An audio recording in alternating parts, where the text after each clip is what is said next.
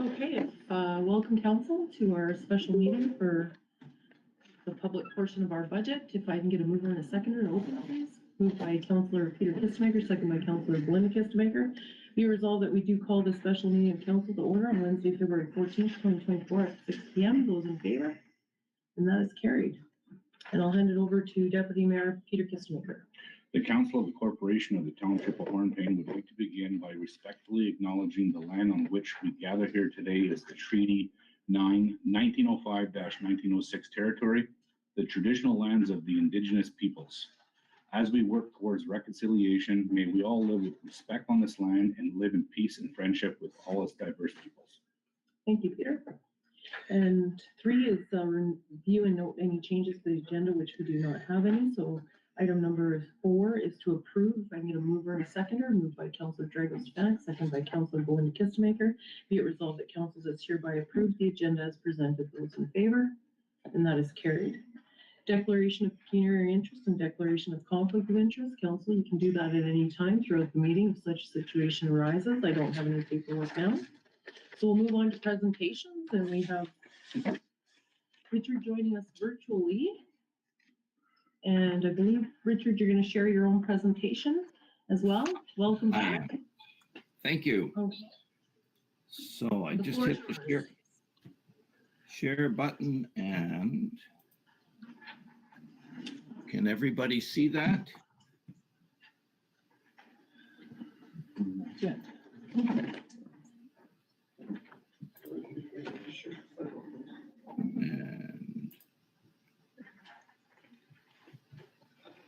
And are we up there now? Yes, we are, but you'll need to maximize your screen. Okay, yeah. Before I do that, there was a question come in after, I guess at the last council meeting, about tax sales. Can I just address that before we get started on the budget? Sure.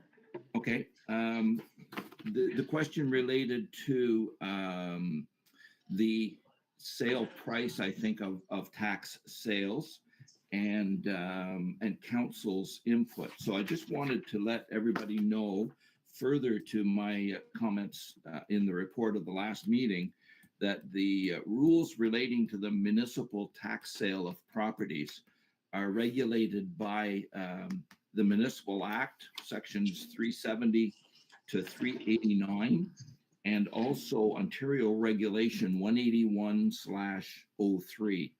So that those regulations dictate the rules under which the treasurer conducts a tax sale.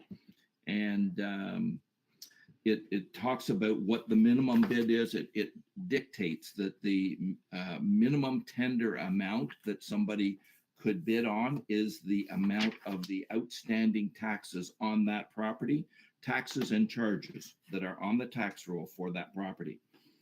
And I had made the comment that it was my suggestion, if there was a situation that it was unwise to proceed, that the treasurer should bring that to council's attention. And I think the question come back, what is deemed unacceptable to proceed? And I think it's just common sense. My experience has been the only time that we would not proceed is if we thought we had a property that could be contaminated and that we did not want to proceed with the tax sale, where if the sale failed, then it could end up being vested. It doesn't have to be. But I hope that answers any questions council would have. Is there anything further on tax sales?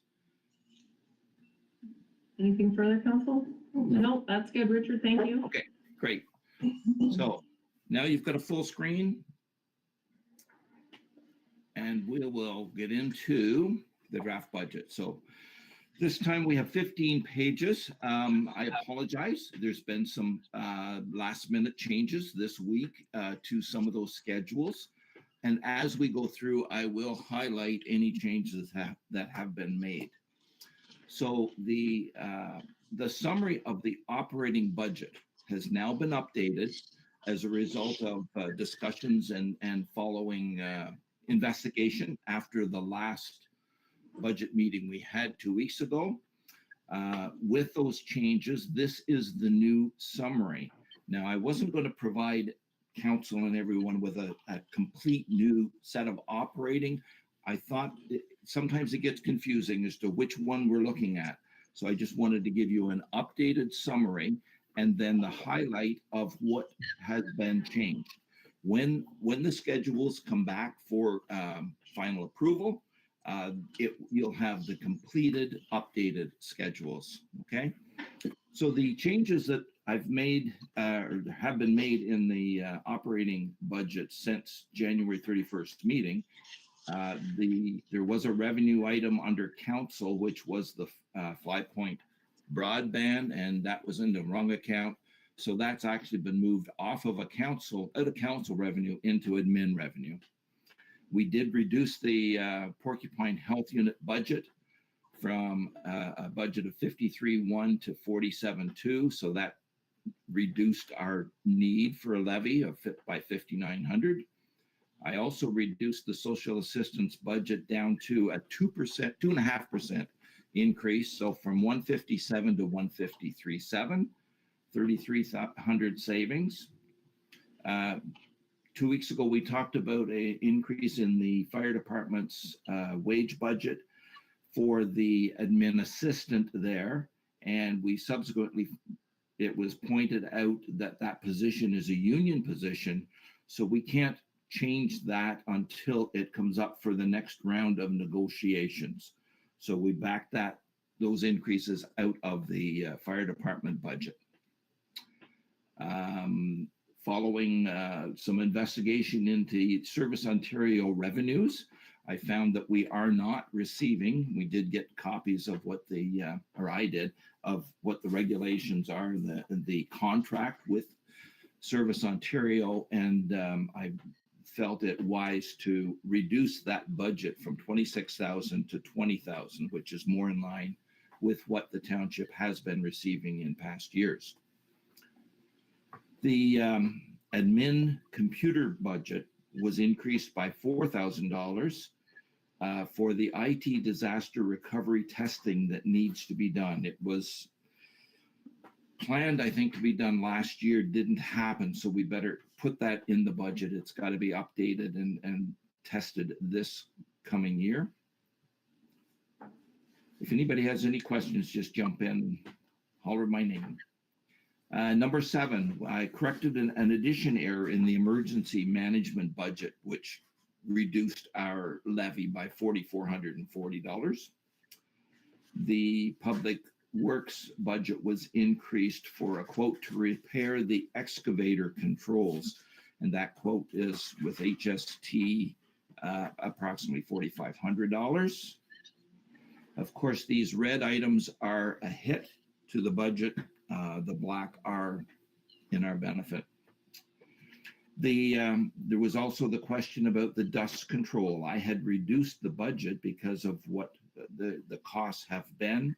And I guess there was an additional invoice came in for dust control to be billed back to the township. So I've adjusted that budget back to the 24,000 it was in prior years. From 15, I had reduced it to. We have found out subsequently too that the summer students grant is not going to be coming for 2024. So I've taken out the provincial grant that we had hoped to get and the related costs for those students. But we did add back in 3 students for 8 weeks at 37.5 hours a week at the minimum wage, hourly wage. So that's a cost of $16,900. So the overall budget changed is $19,360, not to our benefit.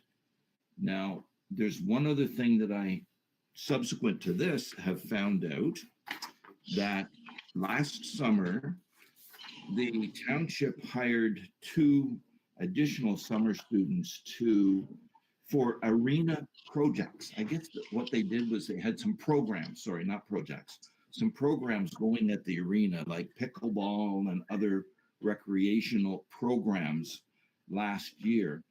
And if council wants to continue that, in 2024, then we will need 2 additional summer students to do that over and above what you're seeing. So I'm going to go back up. We're currently sitting at a budget of 2.2 million, which results in a tax rate increase of 3.34. If we're going to add in those extra 2 students, that's another $10,400 or another 0.5% in the levy. So at this point, before we go into the water and sewer and the capital items, I guess I'd like to get some input from council on their feelings for the current situation of 3.34 or possibly 3.84 if we want those 2 students. One other thing I wanted to add in discussion about those students with the Public Works manager, he had said, we have in the budget 3 summer students now for 8 weeks. And one of their main jobs, I guess, is to actually mow grass. Dwayne might be able to help me out here. And we're doing a lot of mowing of ditches. I did hear the comment that even in front of all the residents in town, most residents do not cut the grass in the ditch. They only do their own yard. And that means that the summer students need to go along with weed eaters, I guess mostly, to trim the grass in the ditches in front of the residents or through the town.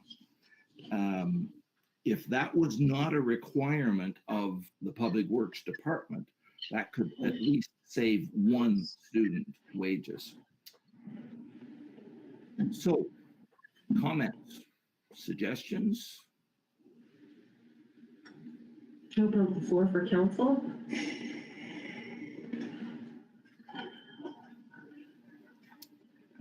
Councilor Spanik, go ahead. Yes, you may, right? I'll make my comments after the budget has been presented, and I'll have notes Okay. to the whole presentation. Okay. Thank you. Any other comments from council? Councilor Kennedy? Through Mayor. I would have to say that in 3 out of 4 municipalities that I own properties, we're responsible for, your property owner is responsible for doing their ditches, just as you would be responsible for doing your snow removal on your sidewalk in front of your house. So I would not have a problem reducing that student. Thank you. Okay. A suggestion. Go ahead, sorry. I just had a question about the student, is that if we were to take away the need for them to do the ditches, is there not other work within the municipality that could be done? Like, it's not necessarily, I think, a reduction of the student. So I'm wondering about that. I'm going to ask Dwayne if he wants to comment on that, because it was a point that Dwayne brought to me. Okay, go ahead. They're lacking students at the arena. That one of the students could use the arenas that haven't cut grass, haven't worked the arena summer programs. Okay, When I think of ways we make this work, yeah, it would definitely save us at least 1 student for sure cutting grass. okay. Belinda, go ahead. I'm not too sure if I'm thinking of this correctly, but is it something that could be contracted out? Because we do have students that do have mowing businesses. Would this be something that we would consider? And would that be something that's already in the budget? To my knowledge, there's nothing in for contracting of cutting grass, just the hiring of students to for the 8 weeks at this point in time. 3 students, 8 weeks are the only students that we have. I shouldn't say that. There are also winter students for the arena budget, but that's totally separate line item under the arena. Yeah. Just a question about the grass cutting, just for clarification. I believe we've had this discussion before about possibly using contractors if we can't hire. But I need clarification that I believe that our staff needs to be taking care of the cemetery. Is that correct? And I'll put that towards Dwayne. I don't have an answer. I really don't know. We have to look into that. As far as I know, we're responsible for all parks and cemetery and everything, but Okay, I just remember having a discussion about the cemetery, that there's certain regulations within that bereavement act. I'm not sure what it is. I'd have to look into it. Okay. Okay, From my and just, point of- Go ahead. go ahead, Rich. Okay, from my point of view, cemeteries and parks would have to be maintained. The only thing that I'm wondering whether council has any appetite for the idea of trying to maybe do some kind of a promotion with this within the municipality to say, you know, we're trying to cut costs or control costs. And one way that residents could help us is by cutting the grass, you know, right to the road in front of their properties.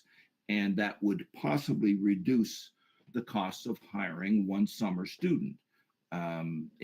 It's a small savings, but it's going to be something that would come out of the budget. So it just, I guess my question is, does council have an appetite to try and promote that item and therefore possibly reduce a student? I think there is a general feel of going in that route. My understanding was that we had to have a property standards bylaw in place that specified that, of what was their responsibility and what wasn't. And we did contract that out at the end of December. So I'm not exactly sure when on the timeline that'll be complete. 6 to 8 months. 6 to 8 months. So it's something that we could roll out, but is that your understanding as well, Richard, that it needs to be in there? The property standards bylaw, I guess I wasn't thinking of a bylaw. I was just thinking of basically a request to the residents to help the township, the council, to control the budget. And one way that they could help is by, you know, looking after the grass in front of their property and give it a try and see if people do start maintaining that, then it might save the cost of hiring one of the 3 summer students to look after grass cutting. Now, you probably still need the other 2 for parks and cemeteries and whatever, but maybe we could reduce 1 there. And on top of that, then, the second question is, does council want to still hire 2 additional students to run programs at the arena this summer? Pickleball or whatever activities were started last year. Does council want to see those programs continue? And if so, we need to put in a couple of students to look after that. Council? Councilor Belinda, go ahead. I don't want to see those things let go. I think it's important that arena is busy and that the kids have something to do. And that's the things that I think the parents they look forward to. So it's kind of scary to cut these programs, especially when we're trying to make it a better place to live. Mm-hmm. Thank you. Councilor Peter Kissinger. I agree with that. You can't cut programs, but you can't afford them either. Compromise would be what minor hockey and curling does if we get some volunteers. They're very hard to find too. But I mean, I really fully agree with that statement that we need to utilize that beautiful arena of ours, and the more we utilize it, the better it is for everybody. Thank you. Councilor Dreyfus. Yeah, through Mayor, I would support that. However, I would not leave it open from 1 o'clock till 9 p.m. I would do a split schedule, because between 4 and 6 was minimum impact. It's like any other program. I would run it 1 to 4, and it's a part-time job, so that's where demands. And 6 to 8 or 6 to 9. And therefore, the 2 hours that a lull program, There's nothing to do. Why pay somebody up there waiting for people to show up? That's a separate time, in my opinion, from my experience over the many, many years, and want to force it. I think it's a fair time. Good point.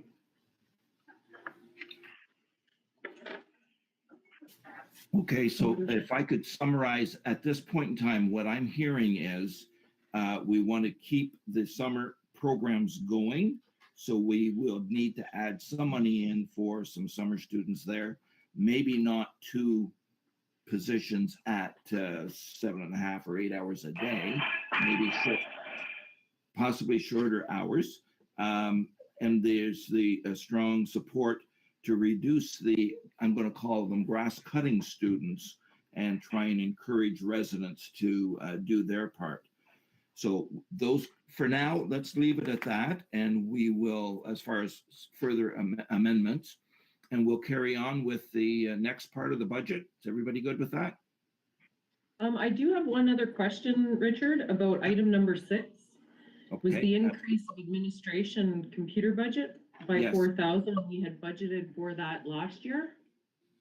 It wasn't, I don't think it was budgeted for last year. If I'm I correct, thought it was let me supposed just, to be done last year, wasn't? let me just check my, my schedules here, but I think the admin budget for that item, Treasurer has a Okay, comment that she'd like to make in regards to that. okay, go ahead, Melissa. So we had budgeted to make that, but we didn't do the testing here. Okay, okay. Richard, did you hear the treasurer's comment? I did not. It was it budgeted for last year? It was for the IT planning, the recovery Okay. plan, but we didn't do the testing, so it wasn't Okay. budgeted. Right. Okay, Okay, so that satisfactory answer to that question? yes. Ready to move on at this point? Yes. Okay. Water and wastewater services. Let me explain, first of all, one of the things that I missed in my first presentation of the water and wastewater services. And I'm, first of all, glad to say that Melissa is back. Looking forward to handing everything back over to her. But this is one thing that Melissa caught from my report was I did not have the principal payments budgeted for the water and wastewater loans that exist. So that those have been changed. I'm going to jump down to those now because I want to just highlight what changes I did make there on the water budget.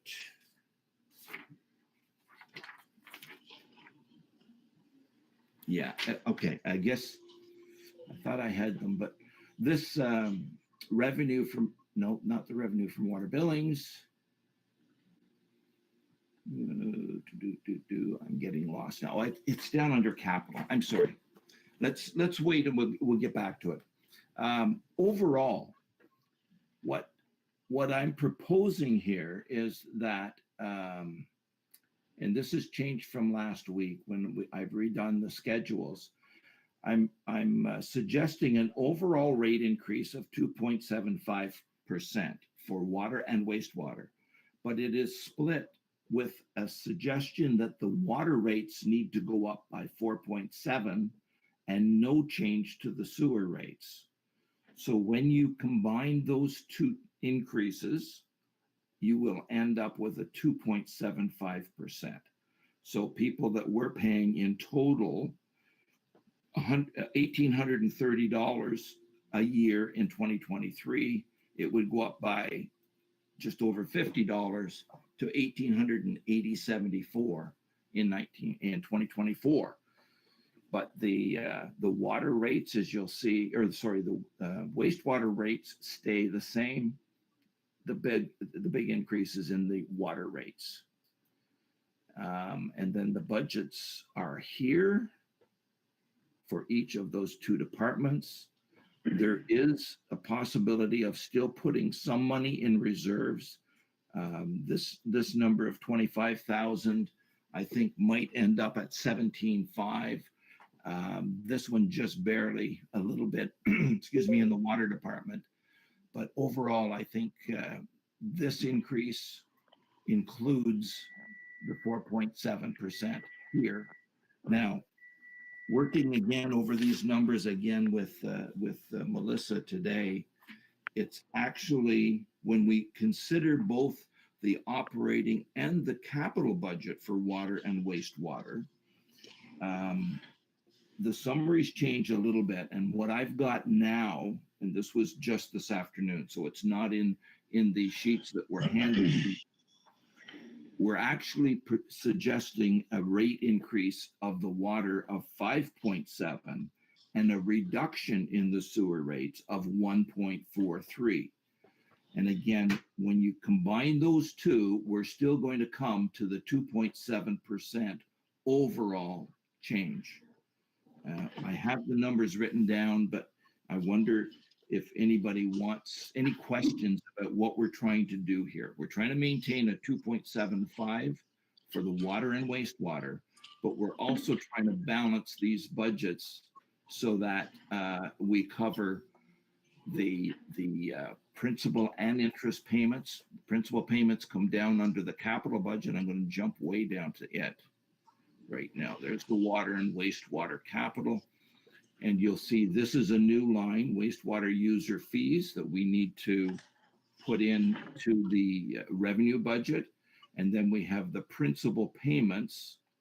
I'm hoping when I highlight things like this, it is highlighting on your screens as well. Yes, it is, Richard. Perfect. Okay. And then down under wastewater, there's that should say wastewater user fee 16,620 and principal payments there. So that needs to be, those dollars have to come from rate.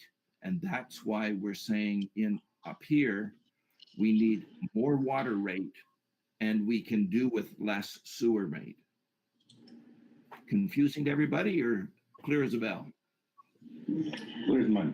I just have a question about that. So, but on our long-term loans, Yeah. for the dechlorinization that we're going for, that's not included in here yet?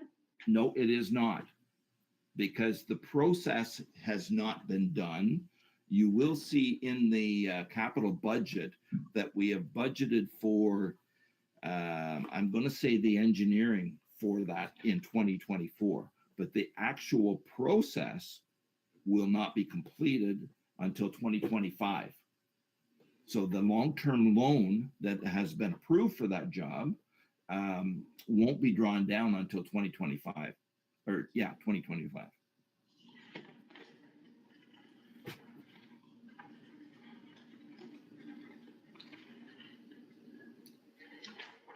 So I'm going to ask everybody, what's the feeling of a 2.75 overall if by combining a increase in water rates of 5.7 and a reduction of the sewer rates by 1.43? Is that something that council can support? And if so, then we will try and have the bylaw to establish those rates ready for next week's council meeting.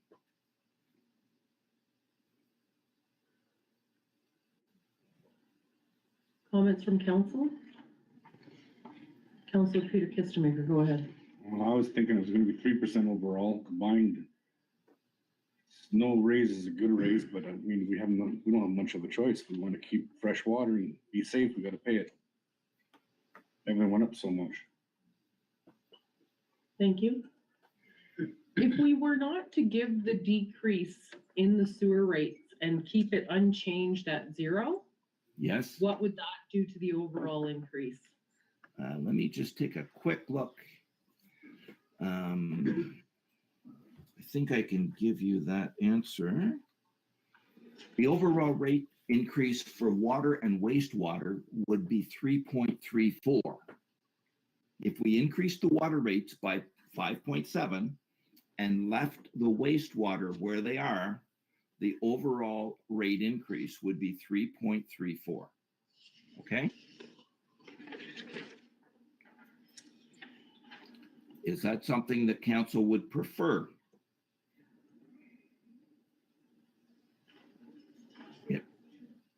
Well, I'm just concerned, Richard, my mind is going that, we're gonna have engineered plans in our wastewater, Yes, and that's where the decrease would be.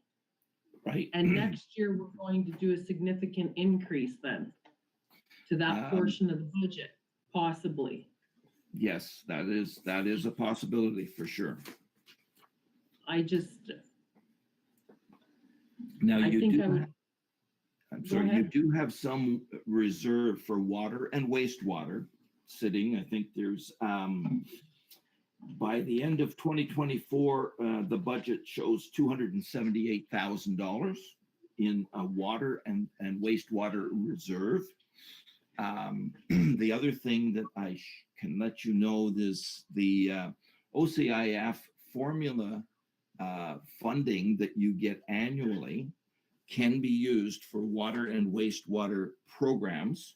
So that could go towards assisting with the, I guess it's dechlorination program in 2025. Because right now that money is coming in and it's going into deferred revenue and being used for the, so far for the Third Avenue design and engineering. And by the end of 2024, I'm assuming you'll have should have enough money in that deferred revenue to cover the township's portion of that project, depending on which options you choose. But, and that I know is something that's coming up in the future. But right now, based on the capital budget, we'll get down to it later, but I'm showing that the projection could be that OCIF formula-based funding could be at $1.2 million. So there's going to be some funds there too. And I don't want to talk you out of a reduction in the sewer rate. I think that's a good idea if the council can support a 5.7% increase in water rates.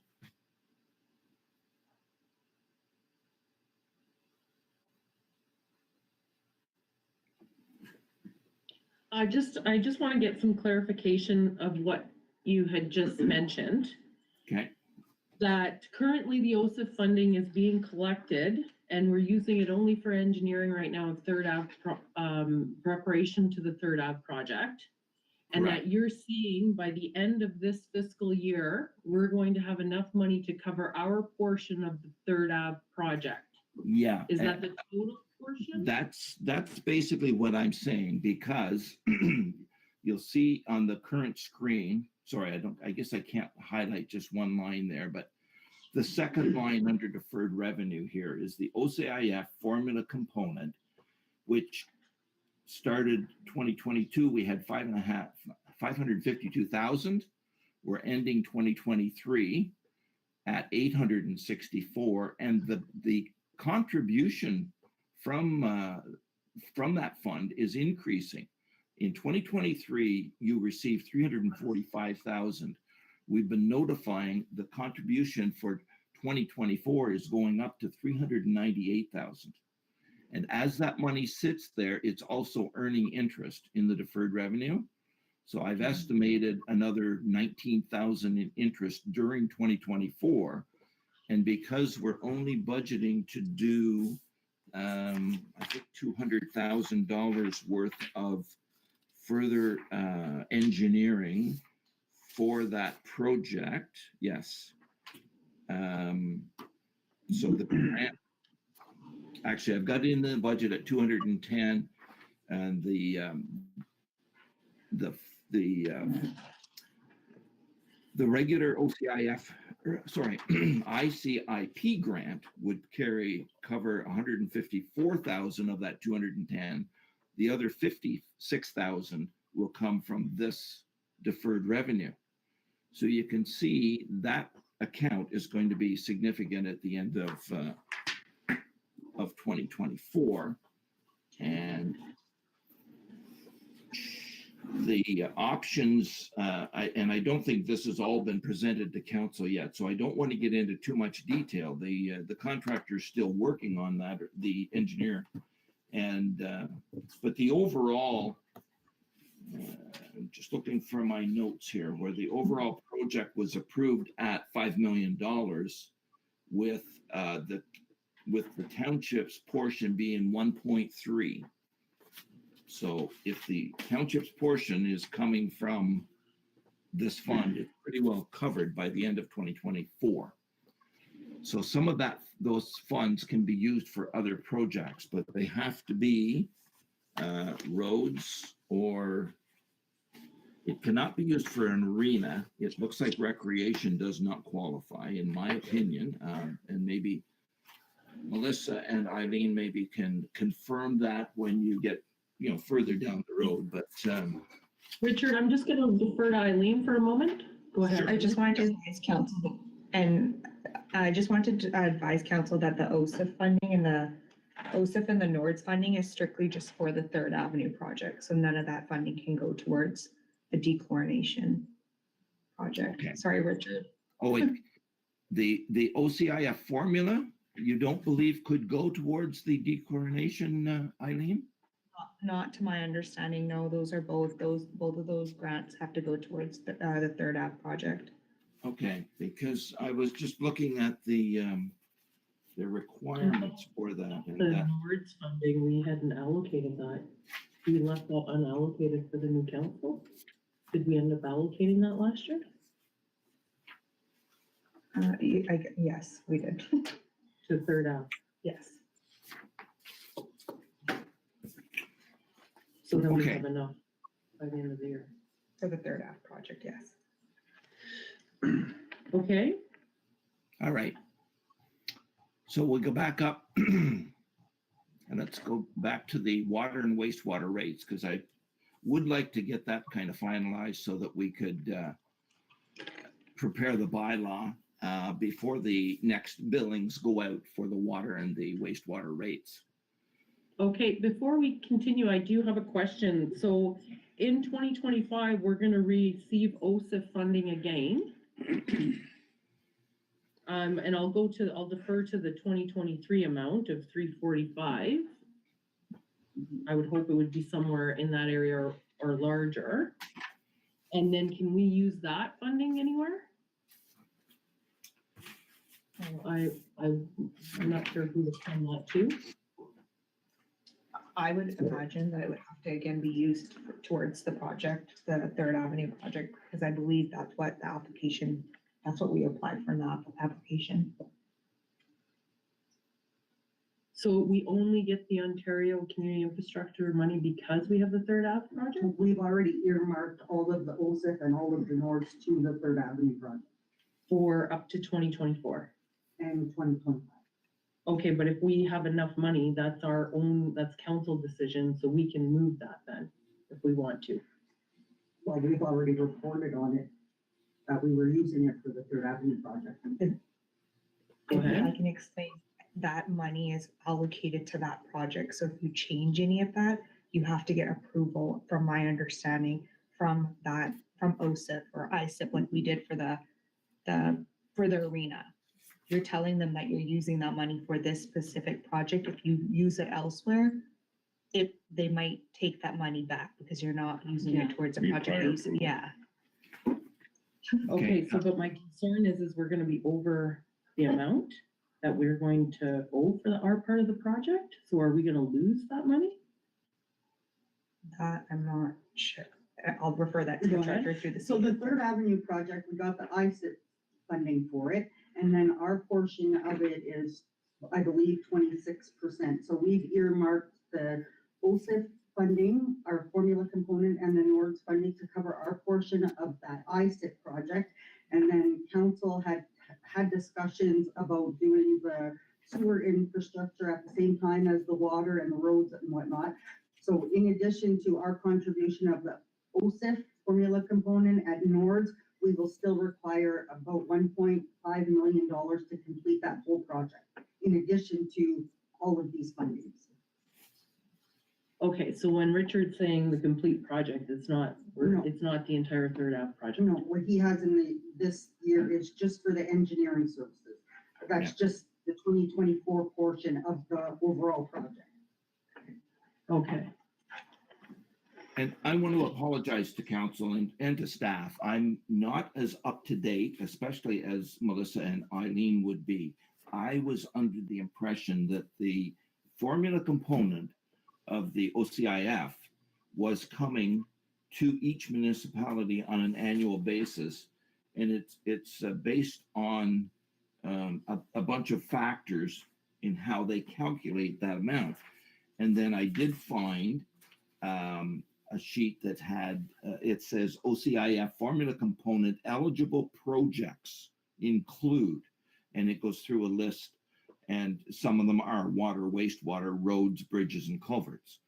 So at one point I was thinking that I would be suggesting we could use some of this money possibly for the arena project, but arenas or recreation are definitely not under eligible projects.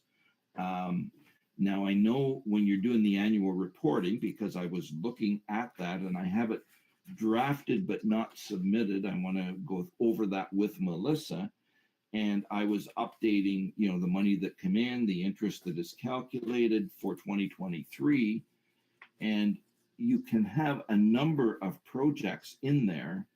Right now, we only have the one. And I may be totally wrong, but I thought that we could add another project in there. So at this point in time, I think Melissa and Eileen probably have better information than I do, and we'll get together and work that out. And I think it's going to be more important for 2025 when you're actually doing the Third Avenue project, not just finalizing the engineering. And hopefully, if the money is put towards that, you'll have the bulk of it for that project. As I said, I was under the impression that that money would still be coming in and could be used for other projects, and I may be totally wrong there. I apologize. okay, thank you, Richard. I'm gonna defer to Eileen. If I can ask that the treasurer speak to. Okay. Richard is correct that it is based on a formula, and we didn't apply for the OSIP funding and whatnot, but we've already submitted our annual reports telling them that we're saving that money for the Third Avenue project. Ah, yes, okay. And North as well. And have we allocated the 2026 funding yet? I'm not sure. I have to go back. Okay.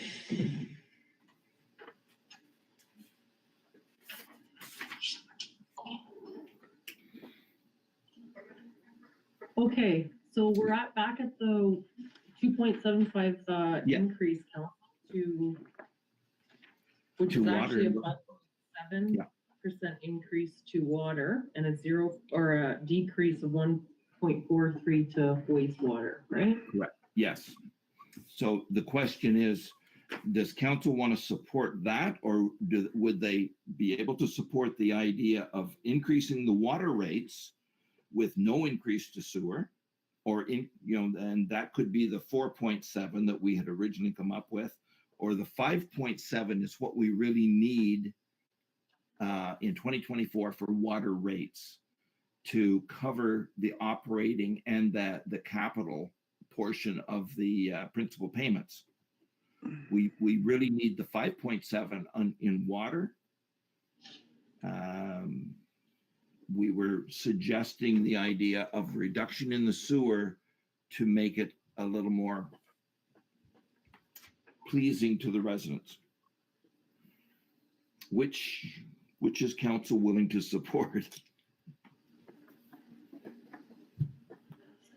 Go ahead, Linda. I'm gonna say, I'm willing to go with the 5.7 with the reduction with the sewage, and keeping it at the numbers that have been presented.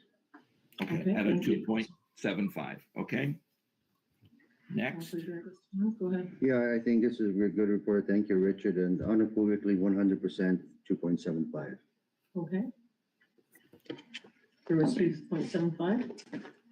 And I guess I'll be the black sheep again, because I would be fine if we went to 3%, and I am a ratepayer too, so, but I would be fine if we made that formula, if we didn't push it to the 3.34, Richard, but if we brought it to 3 with that combination, Yeah. I would be in favor of that. Thank you. I do have a question. What would the overall increase be if the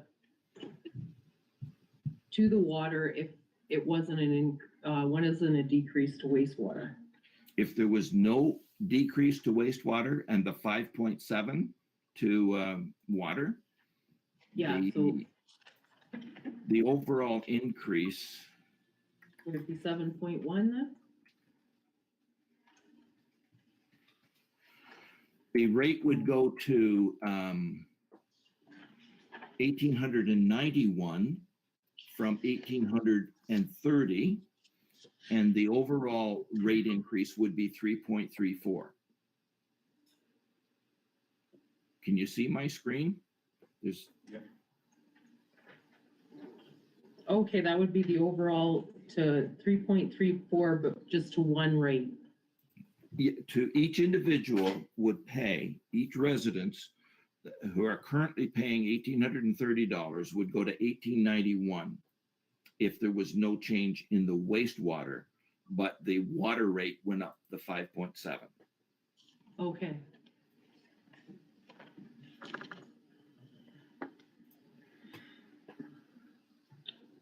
So I'm getting a mixed. I'm Well, getting. I'm just gonna restate that I'm of the favor of not decreasing the rate. Yeah. Because I see it next year, we're gonna be increasing it. So, but I do leave it to council and consensus of council on how they wanna do that. Am I correct in saying that two members of council have said they support the 2.75? One has said I could support 3%. And Madam Mayor, I believe you're saying you would support 3.34, which is no reduction in the sewer rate. Yeah, Well, there's 3 at 2.75. 2 at the 3.34? 2.75, yeah. yeah. We have 2 at 2.75. 3, did I say 3? Yeah. Mhm. So the majority is saying 2.75, am I correct? Yeah, Okay, we'll prepare the bylaw on that basis then. Okay, we're ready to move on then? Let me just get to the next screen. Okay, we've looked at the water and wastewater operating and capital budgets and funding.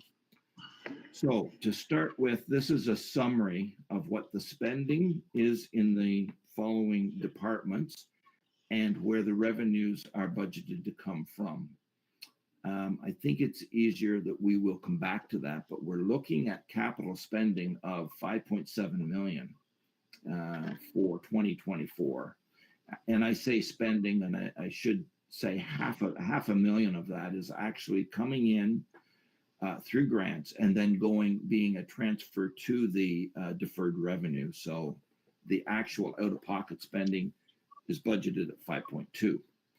And we'll start going through.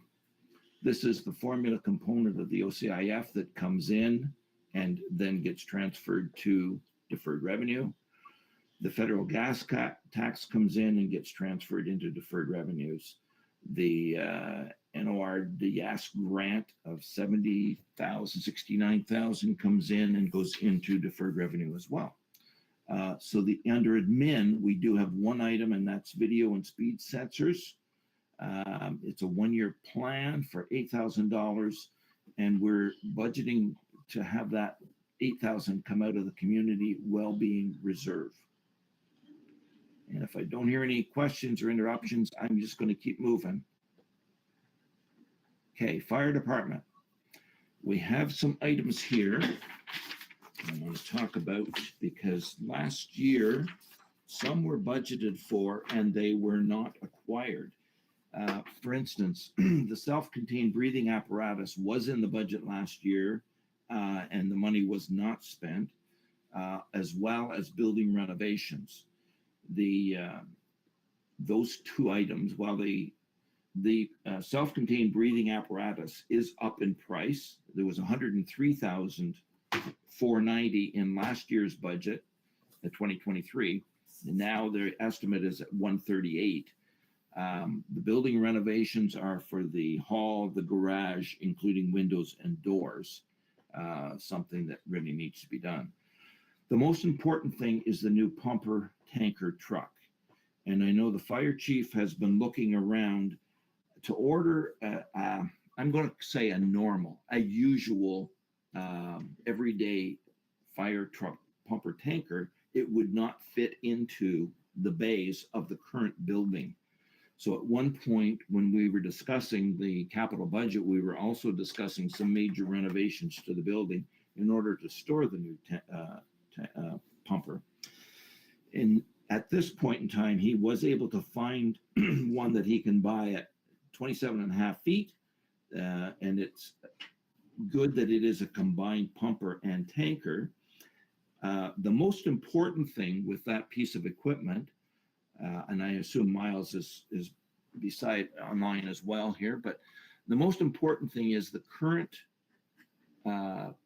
pumper is 26 years old. It's past its date for insurance purposes. And what that means, I know it doesn't have a lot of miles on it. I understand it looks fantastic. The firemen really do a good job at looking after that piece of equipment. But the problem is when they get to a certain age, the insurance company starts hitting municipalities with a penalty if they aren't keeping their equipment newer. And the advice or the information that Miles was able to obtain is that penalty could be as much as $235 per household for the municipality. Now, they know we're not going to order it and have a new one tomorrow, but if they are assured that one is on order, they will not assess a premium charge to the municipality. So I think it's important to get one on order. It's going to save money in the long run. And I know this is a common problem through the whole province because I've run into it in many municipalities where you have to keep your equipment, and maybe Miles can confirm for me. I'm off the top of my head, I'm not sure if it's 20 or 25 years of age. So it's 20 years. 20 years. Yeah. It's 20 years, and you can get extensions up to 25 years if you pass certain tests, and we're past the 25 years. We're past the 25 years with our current piece of equipment, right? Go ahead, Councillor Kitzmaker. If we were to put in an order, how long would it take for delivery date? It depends on a few factors. Speaking to some, sometimes they're coming down the pipes, the trucks are coming down the pipes. You can order one and get it in a few months, or if you custom order it, you're 1.5 to 2 years. Right now, they're saying it's not too bad. One guy says you could get one in a few months. The other guy says 1.5 to 2 years. So it's hit and miss, I guess. Once we put in the order, we'll find out. But we could be looking at 2 years.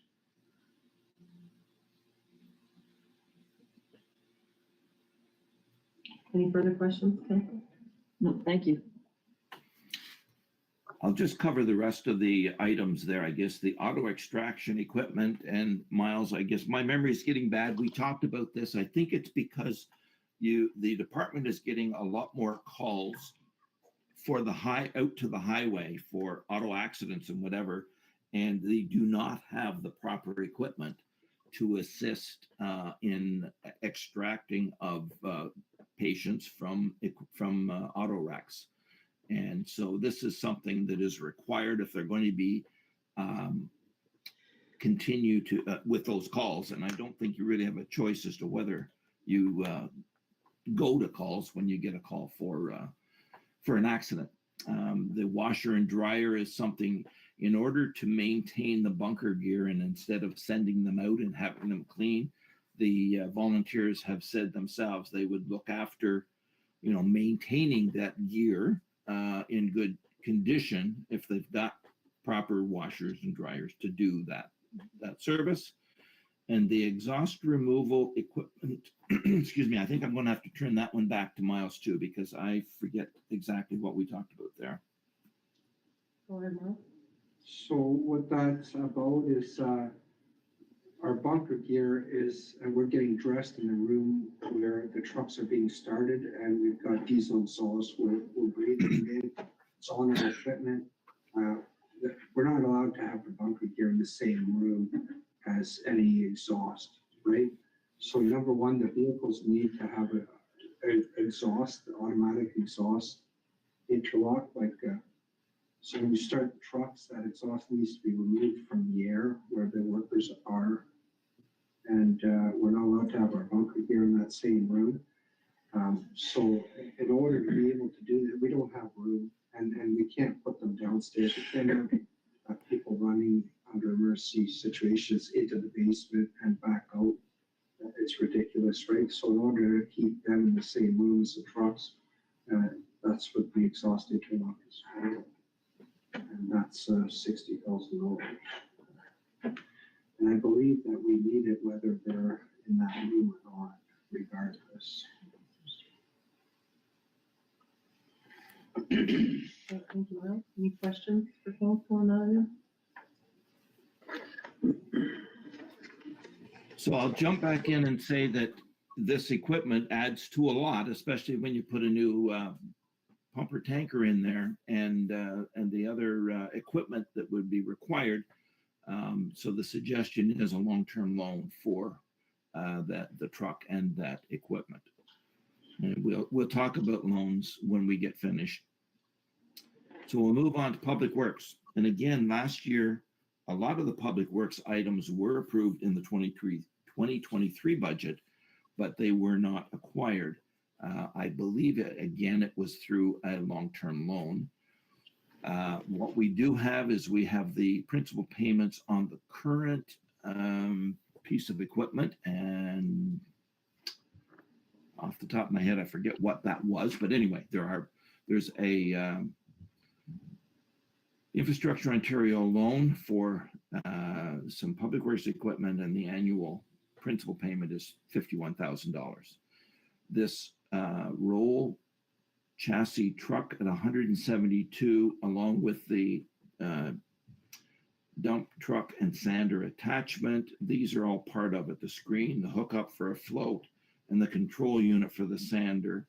Those items were all approved in last year's budget, and the truck never did get ordered. Additions this year are the side-by-side, the snow blower. Now, they may have been in last year's as well. I've got a note here that says they were, and I don't want to say they weren't, but I'm not sure. The sweeper, asphalt hot box, so that for patching of the roads. Interject, Richard? Oh, I'm just gonna defer to Eileen. Go ahead, Eileen. So I can confirm the snow blower and the side-by-side were in last year's Okay. budget, and the sweeper, sorry, Richard. Yeah, I So think those all two- three were. I had them noted here, so I wasn't 100% sure, but okay. So then the new items are the asphalt hot box, a new furnace for the works garage, and the operations and maintenance manual for stormwater. And this is something that's coming as requirements under the water and wastewater, but stormwater management falls within the Public Works Department. And so an operations manual, operations and maintenance manual is required by law. And so that's in this budget as well. Now, we did have some transfers from reserves, and I can maybe break that down.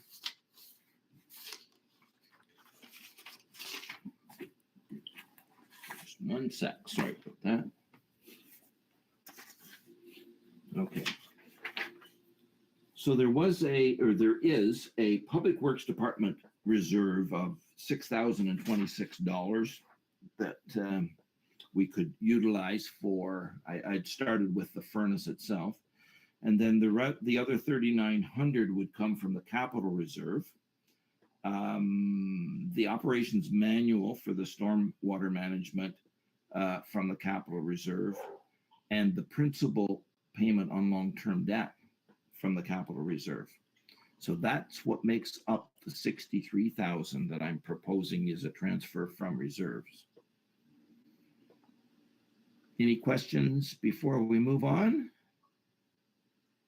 Any questions from council? There is none. Richard, you can continue. Okay.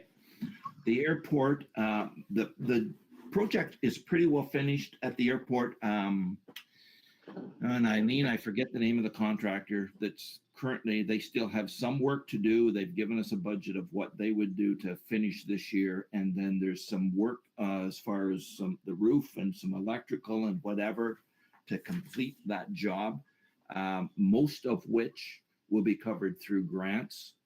And then the balance in the past has been coming, the township's portion has been coming from the gas tax, federal gas tax. Okay, and I think that should wrap up the airport project this year then. Landfill, we've got some, we're not sure how much, but the engineering seems to be an ongoing thing for the landfill site. And in the past, and what we're projecting this year is that cost is covered by transfers from the planning and development reserve. The cemetery, the columbarium installation, so cement for the foundation and columbarium installation. And I think I had another note here. Oh, the 4,000 is a tractor, a lawn tractor to assist with the cutting of the grass at the cemeteries. Okay. And again, we're proposing that those costs come from the capital reserve. Next item is recreation, and the main item, the item. Richard, just to interject on the cemetery, I was under the assumption that we did the columbarium last year. I think we acquired it, but it isn't installed yet. And my understanding is they still need to do the cement foundation and then get it in place. Is that correct, Dwayne? So we received approval, I think, from council to use the funding from the reserve, if I'm correct, and I'm looking at the treasurer. But we ordered it, but it's still like in order, like still, it takes a while to get it. Okay. So was it included on our last year's budget, or we just gave authorization last year? I will refer that question to the treasurer. It was included with the budget. It was included with the budget. Okay, so now we're just transferring it to this budget because we haven't received it yet? Okay. Okay, continue, Richard. Okay. Under recreation, we have the ball field. At our last meeting, it seemed to be the majority of council were of the opinion that they wanted to move forward with the ball field, and the quote that we have come in at 300 and I'm going to say 385. So my 392 is that 385 plus the unrecoverable portion of the HST, which is you pay 13%, you get back 11.24. So the township has to cover the other 1.76 of the HST. So what I've done here is we do have the Trillium grant at 150,000. They've already given us the 135. That money was received in 2023 and is sitting in deferred revenue. They have we've got in writing that they're going to give us the other 15,000 in this year. So that'll be a provincial grant coming in this year. So those two, the top and bottom item, will actually be the 150 from the Ontario Trillium Foundation. There is a reserve account that is called just Recreation Community Grant Fund. So I'm assuming it is money that could be used towards the ball diamond.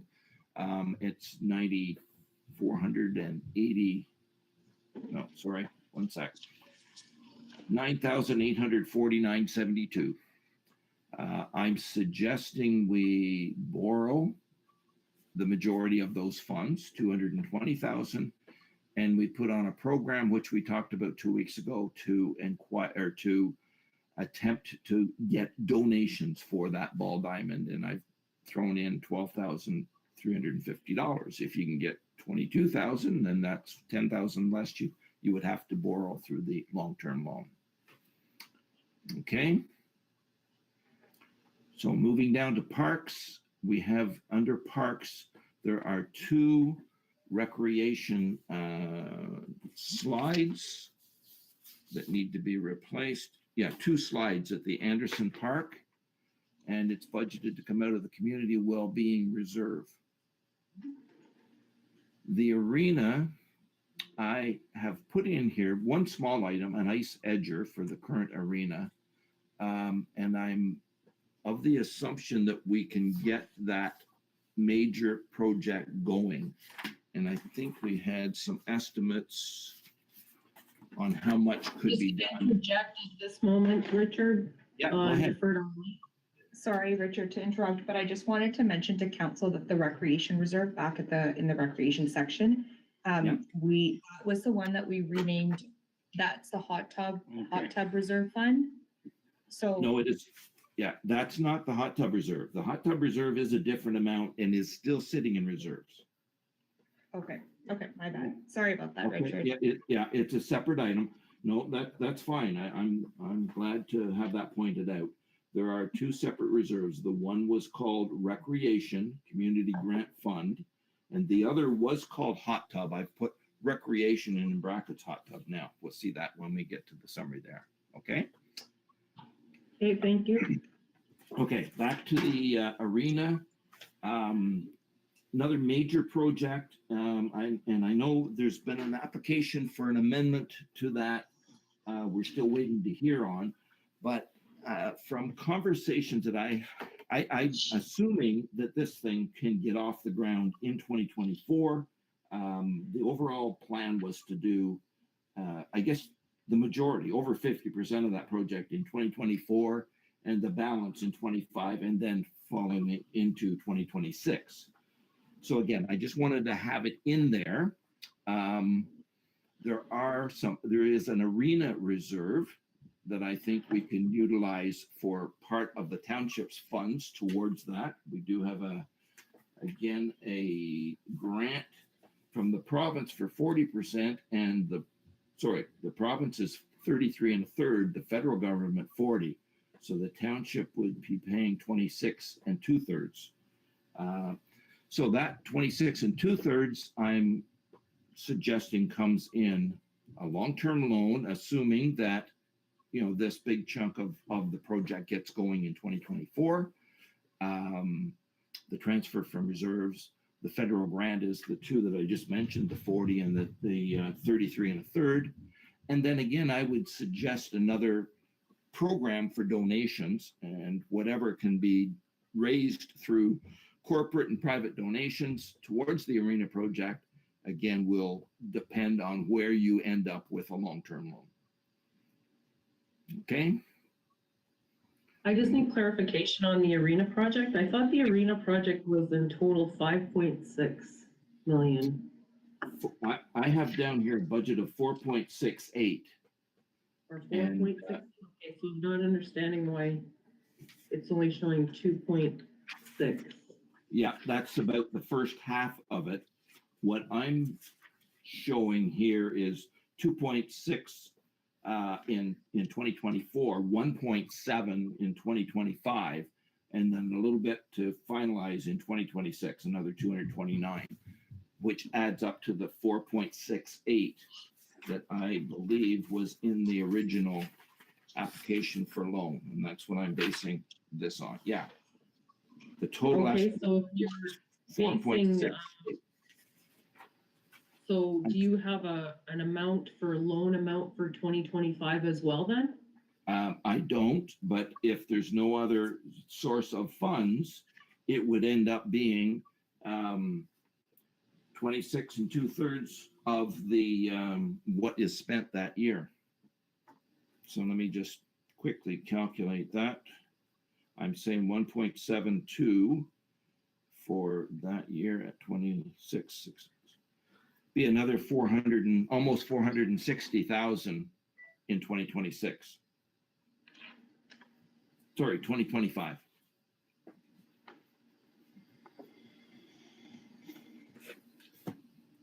Okay. Yep, thank you. Moving down to planning. So we're looking at, first of all, let's look at the expenses. The market gap analysis, the branding, and the business retention program is an ongoing program with funding. And that is coming from the RED grant. And then the township matches the RED grant. So 50% of the costs come from that.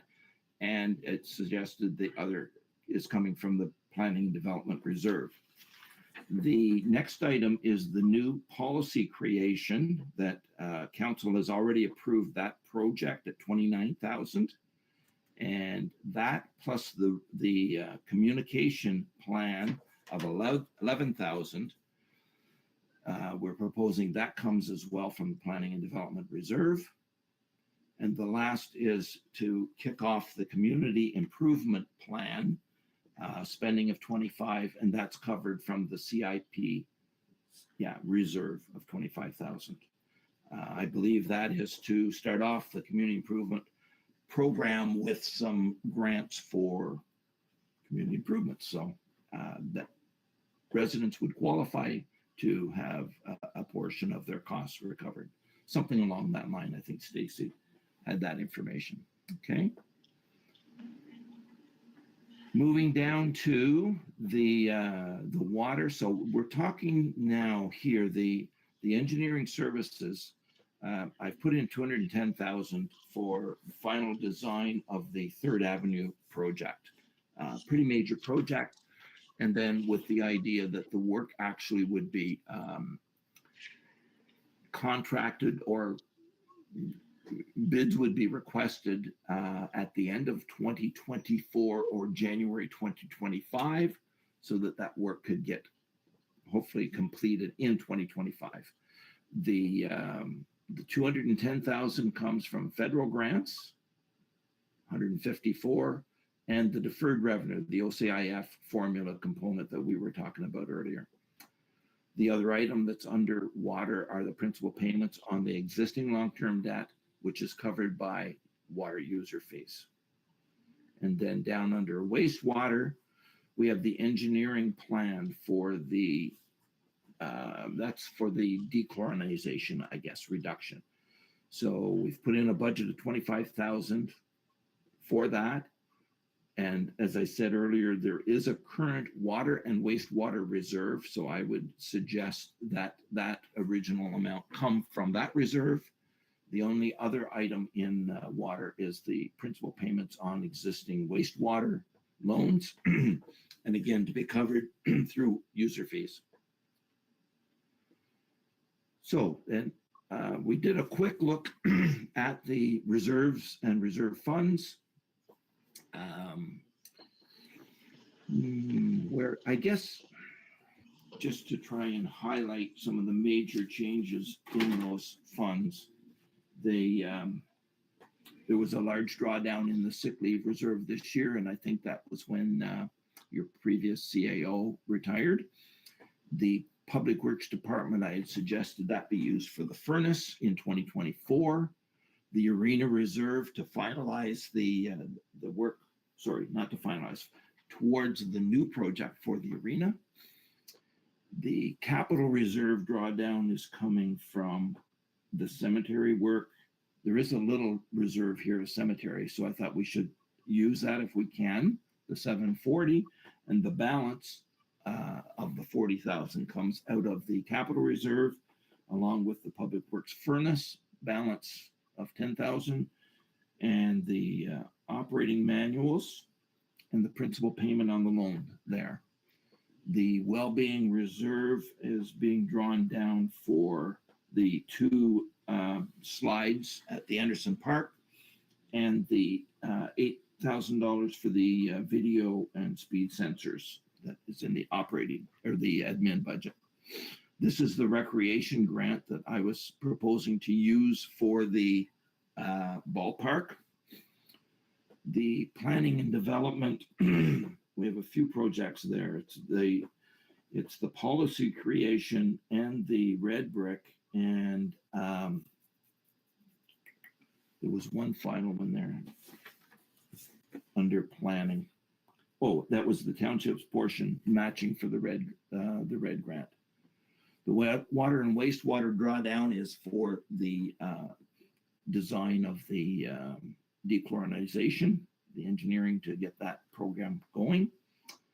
Levy stabilization, that comes from the operating budget. It was in last year's operating, and I've put the same amount in this year's operating budget. Economic development, I think I just overstepped that because that is for the red grant.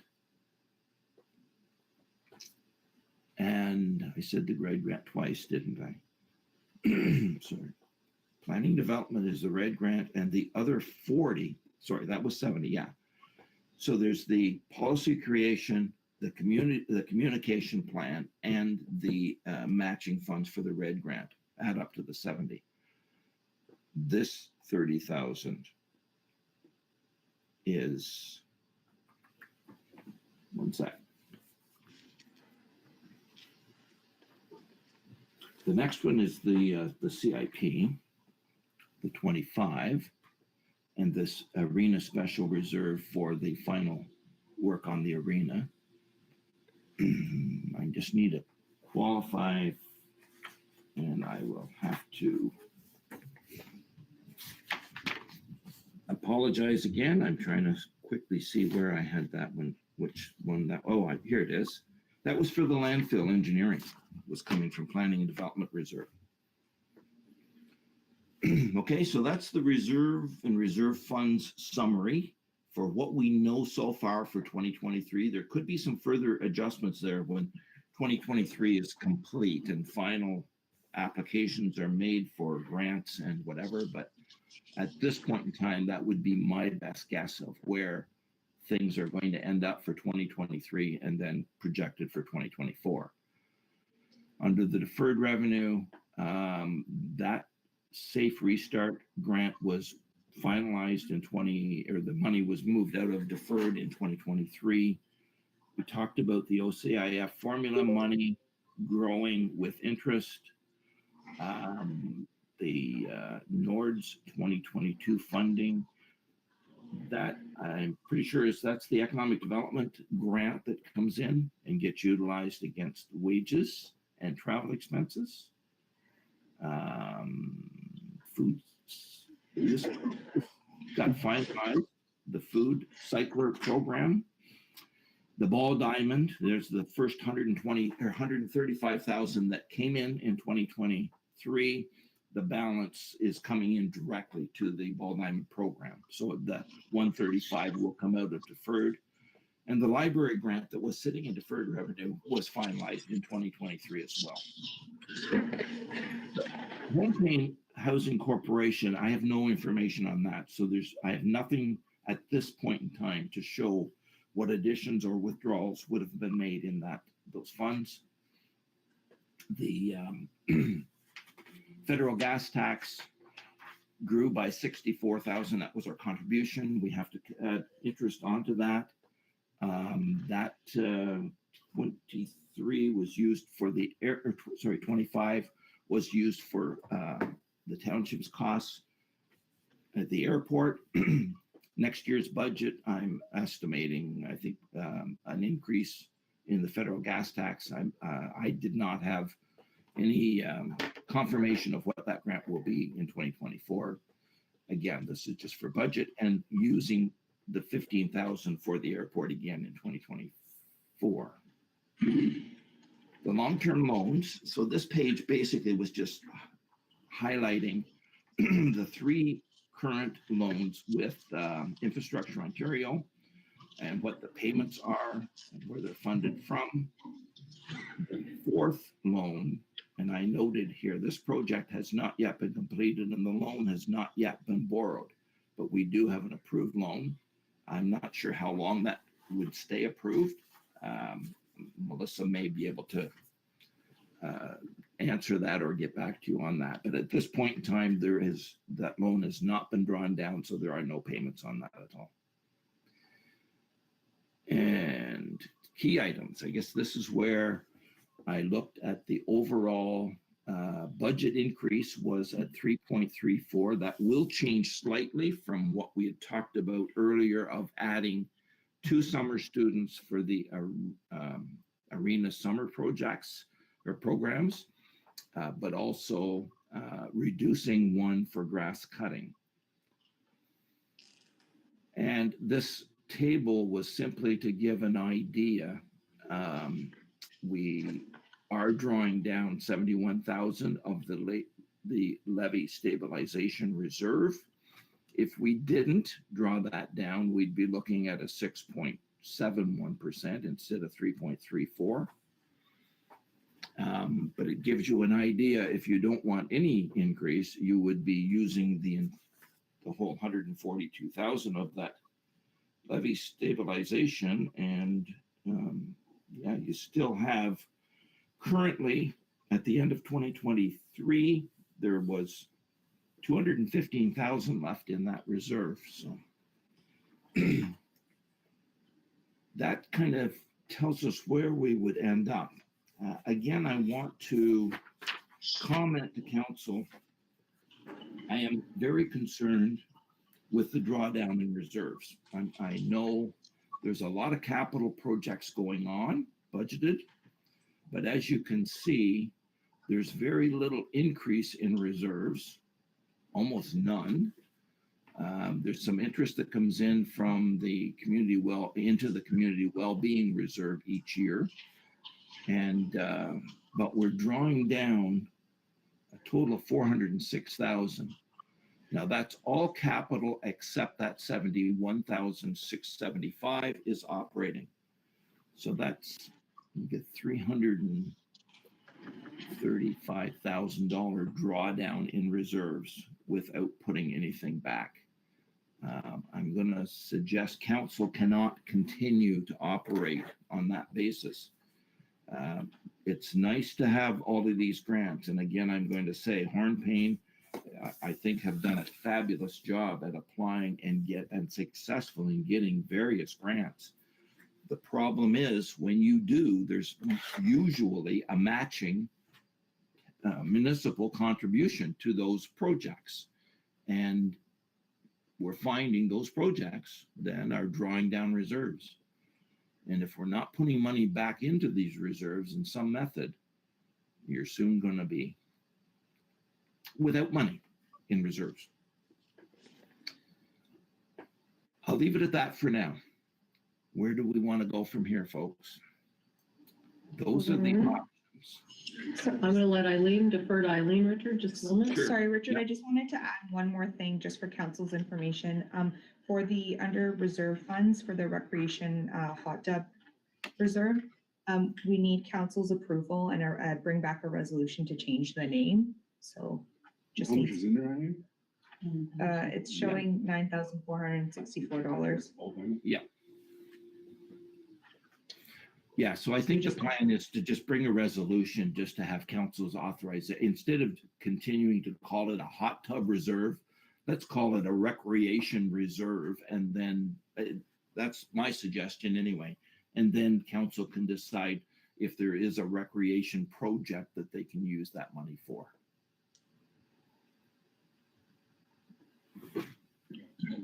Are you in agreement, council, to have that brought back so we can change the name of that? Okay, Absolutely. you okay to do that? I do have a question about the capital expenditures. Yep. So then with all of these loans in different areas where you put revenues in place, those are still not reflected in our operating. The loans themselves, Yeah. that's correct. A lot of those, and I'm going to just jump back up to the summary page.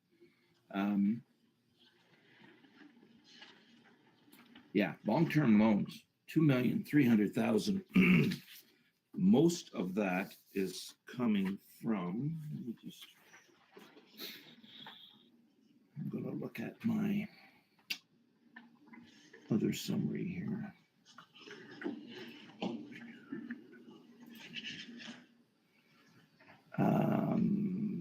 Where's a quick way to get this, I guess.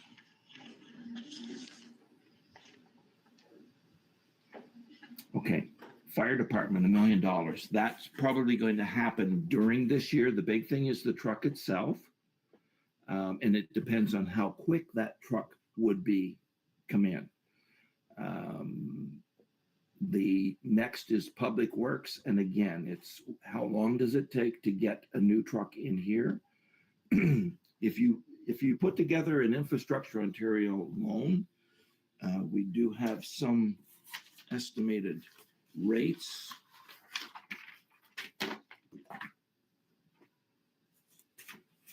Just need to get my papers here.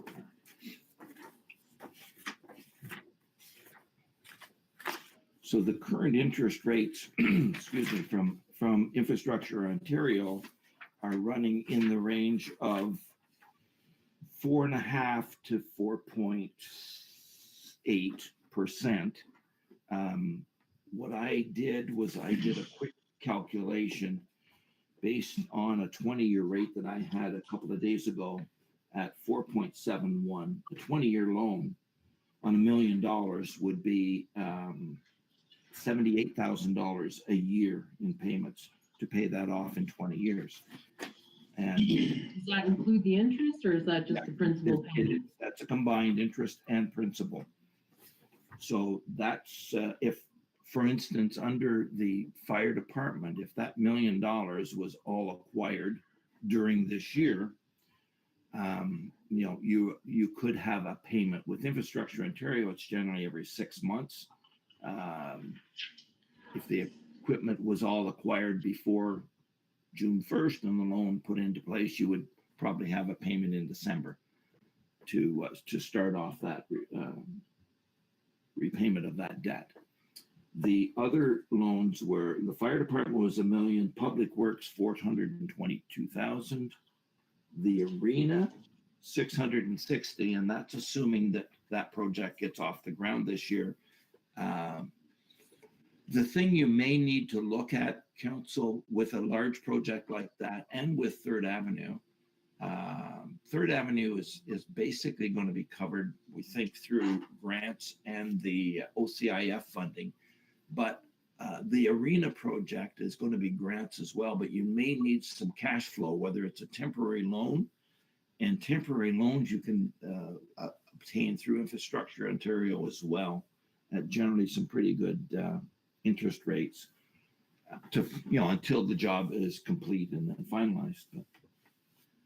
And then the last was the ball field at $220,000 long-term loan.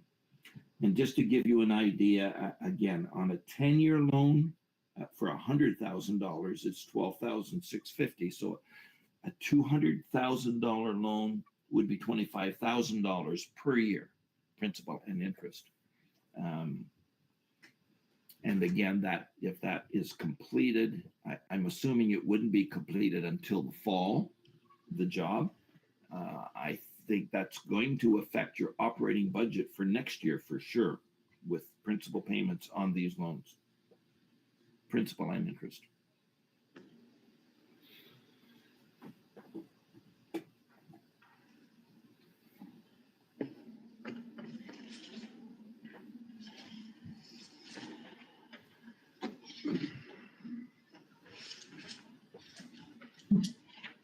Open the floor to council. Go ahead. Council. Yeah, to tag on to your Mayor Ford, I had those same questions. My biggest concerns, fire department, ballpark, and public works. The amount of loan, the interest rate, how much are we paying principal interest per year, the length of the loan. I'd like to see that in writing, so as individual for fire department, individual for ballpark, individual public works, then combined.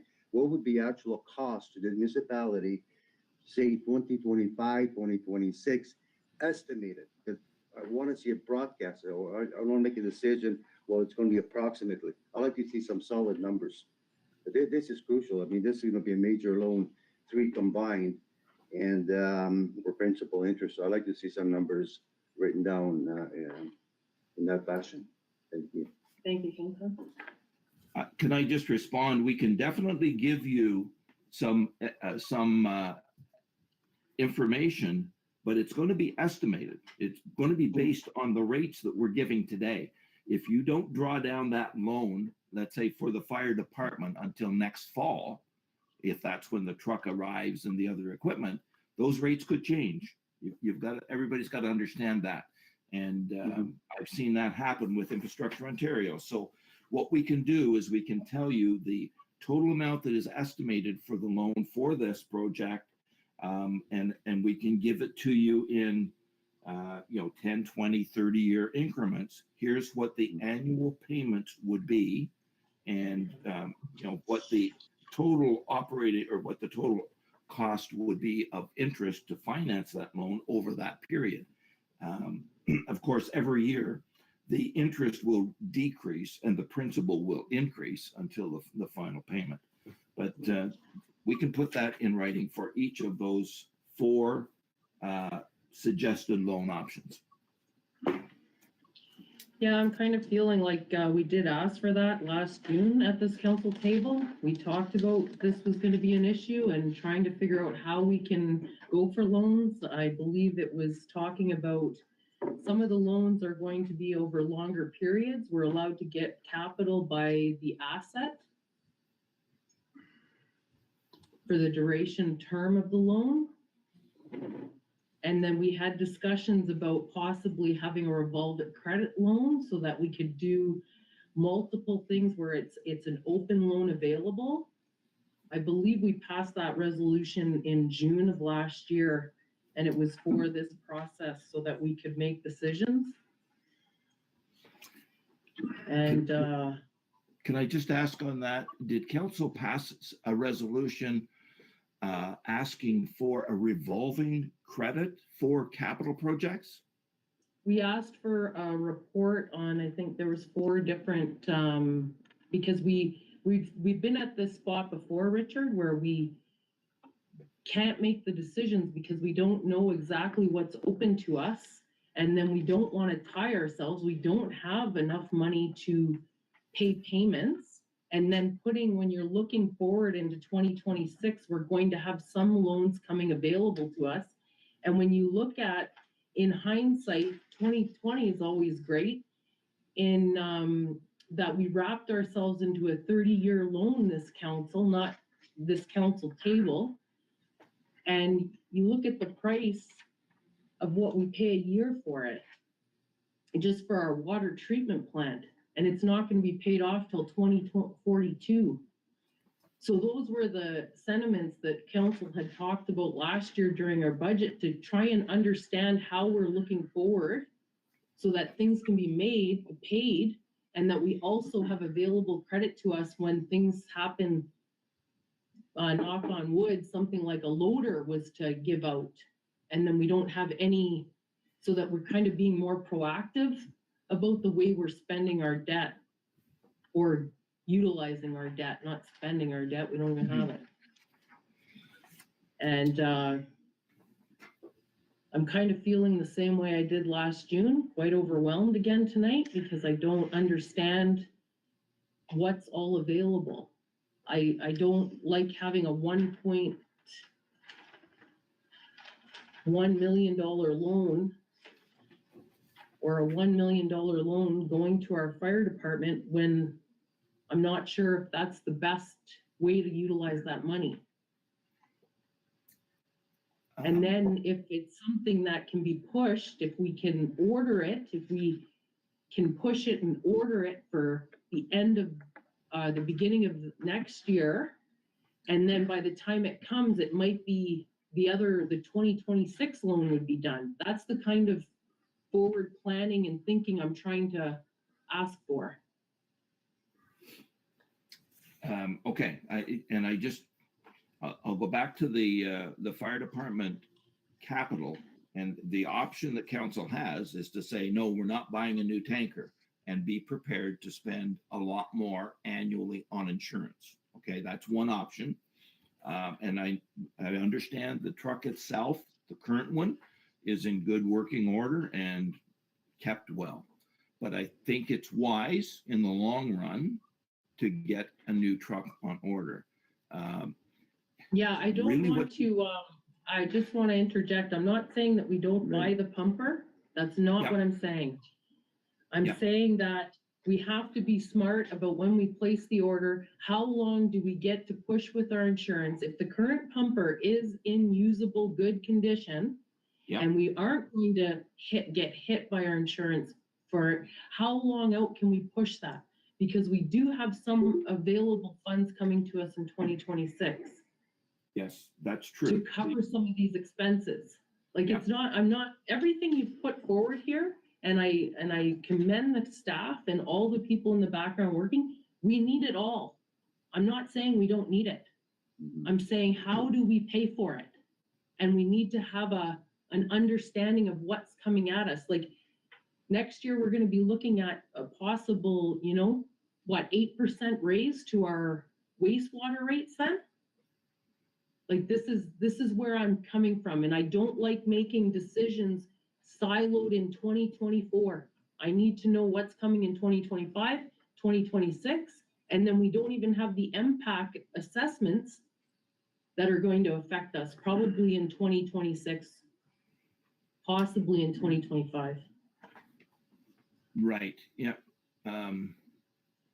Hopefully you'll have some, excuse me, some new assessment in 2024 with the building of the new hotel, right? It would be nice to get some other new construction going as well, so that assessment still grows. We will put together a cost of what each of these loans would be based on the rates that we have, and maybe even with a little cushion in the rate, so that hopefully when it comes time to actually draw down the loan, it maybe is a little better. But we will put that together and have it ready for council before we bring the bylaw to approve the budget. Okay. Thank you for that. And I would like to try and utilize and look at the different avenues of using the asset term, utilizing that. Because some of them you have no choice. If it's a 10 years or 5, 7 years, whatever it is, you have to get the loan for that. Yes, I understand what you're saying. When you're buying a fire truck, the most you'd want to go is a 20-year loan, because in 20 years, you're going to have to order another one. Where other equipment. Right, and I would like to even look at what does it look like at 18 years or 17 years, because then we're just gonna set up our future councils for the same thing we're in right now, where you're telling us we need to be putting money in reserves and we're not putting it in, and we're draining down our reserves. So we need to be able to, either we do the 20 years and then we're putting a bit extra on those payments, putting a bit extra away, so that council in 20 years or what have you has some money. Right, yep. The one thing I haven't looked into is there a long-term capital plan that shows, I know a lot of the equipment, and this is what I'm hearing about Hornepayne, a lot of it is old and a lot of it needs a lot of repairs. There should be a long-term capital plan to say when each of your capital assets need to be replaced, and then you should be building a reserve so that the money is available for that. And it becomes very difficult when you're paying off loans for equipment you're buying now and trying to put money aside for future replacement of that equipment when it comes to the end of its age. But I'll look into that. I'll discuss that further with Melissa too, now that she's back, and see what we can put together. Okay, thank you for that, Richard. Any other further comments from council? Go ahead, Councilor Peter Kistermaker. Through you, Madam Mayor. Richard, just so we're on the same boat, when we originally started with the proposed increase of 3.34% that you're showing here, and that's taken 71,675 from the reserve. Yep. These numbers that you're given, that's not paying for the ball diamond and all the other stuff. That's before we do all that stuff, right? That's correct. That's not paying for any long-term loans for any of these capital projects. It's drawing down money from reserves to assist with budgeting those projects, but it's not including any long-term debt for those projects. Thank you. Councillor Durst. Yeah, and one final comment to Richard. Once you prepare the other report, short-term, long-term principal interest, can you also include also what we're currently paying per year, principal interest will be paying, where we currently, so we have comparison on the same chart, because we'll be adding, if we decide, we'll be adding this to the other loans. So Yeah. it's gonna be a massive amount. In the beginning. So I like to see both comparative side to side, so we could look at numbers as opposed to forgetting about the previous term loans. Okay. Thank Go ahead, you. Councillor Peter Kissmaker. Richard, one more question was, all these numbers that you're giving us. Yep. This is on condition that everybody's paying their taxes, correct? Correct. Thank you. Can I get a general feeling about the 3.34? And I'm going to say, by adding one more student, we're going to add another 2.5. We're going to be, and this is just rough, 3.59, 3.6%. How does council overall feel about that? I do want to say, and I know I'm not in your area, but I did a quick little survey this afternoon of some municipalities around me that have finished their budgeting and have an approved 2024 budget. And there's the Township of South Frontenac come in. Now their operating budget is 26.8 million. They've come in at 2.74. It's a growing municipality with growing assessment. Loyalist Township is just south of me, $21.5 million operating budget. Their tax rate increase for 2024, 5.0. Tay Valley is the last municipality that I did work for. It's out near Perth, Ontario, south of Ottawa. $7 million operating budget. Their tax rate increase this year is 5.41. And I know Tay Valley, for instance, is an area where they have a long-term capital plan. They have a good reserve policy. Every year there is money in their budget to put into reserves so that when it comes time, they have a lot of kilometers of paved and unpaved roads, but they've got the money in the budget to redo those, to replace equipment. There's no plan to do any long-term borrowing because they're putting the money aside. And I know that's a difficult thing for a small township like Hornepayne to do. But I do want to say, excuse me, that a tax rate increase of, those three that I could find, others have not approved. Anyway, from 2.74 to 5.41, that's what's happening down our way. I don't know the municipalities that are your neighbors. Maybe one of you know how they're coming in with their rates. That would be your neighbors. I think the question stands though, Richard, is what are their rates currently at, their tax rate? Because it might sound, similar to say, a municipality's raising their rate by 2.74% and we're looking at a 3 point what have you. But it would be comparing that already rate. Where is the rate already? Yeah, good point. And I guess the better way to look at it would be if you have a property with a $300,000 value or assessment, how much are you paying for tax in South Frontenac versus a $300,000 home in Hornepayne? That would be a better comparison. I agree. Yeah, good point. That's correct. Councillor Shenneman, go ahead. Thank you to you, Madam Mayor. Richard, thank you very much, and to staff for the presentation.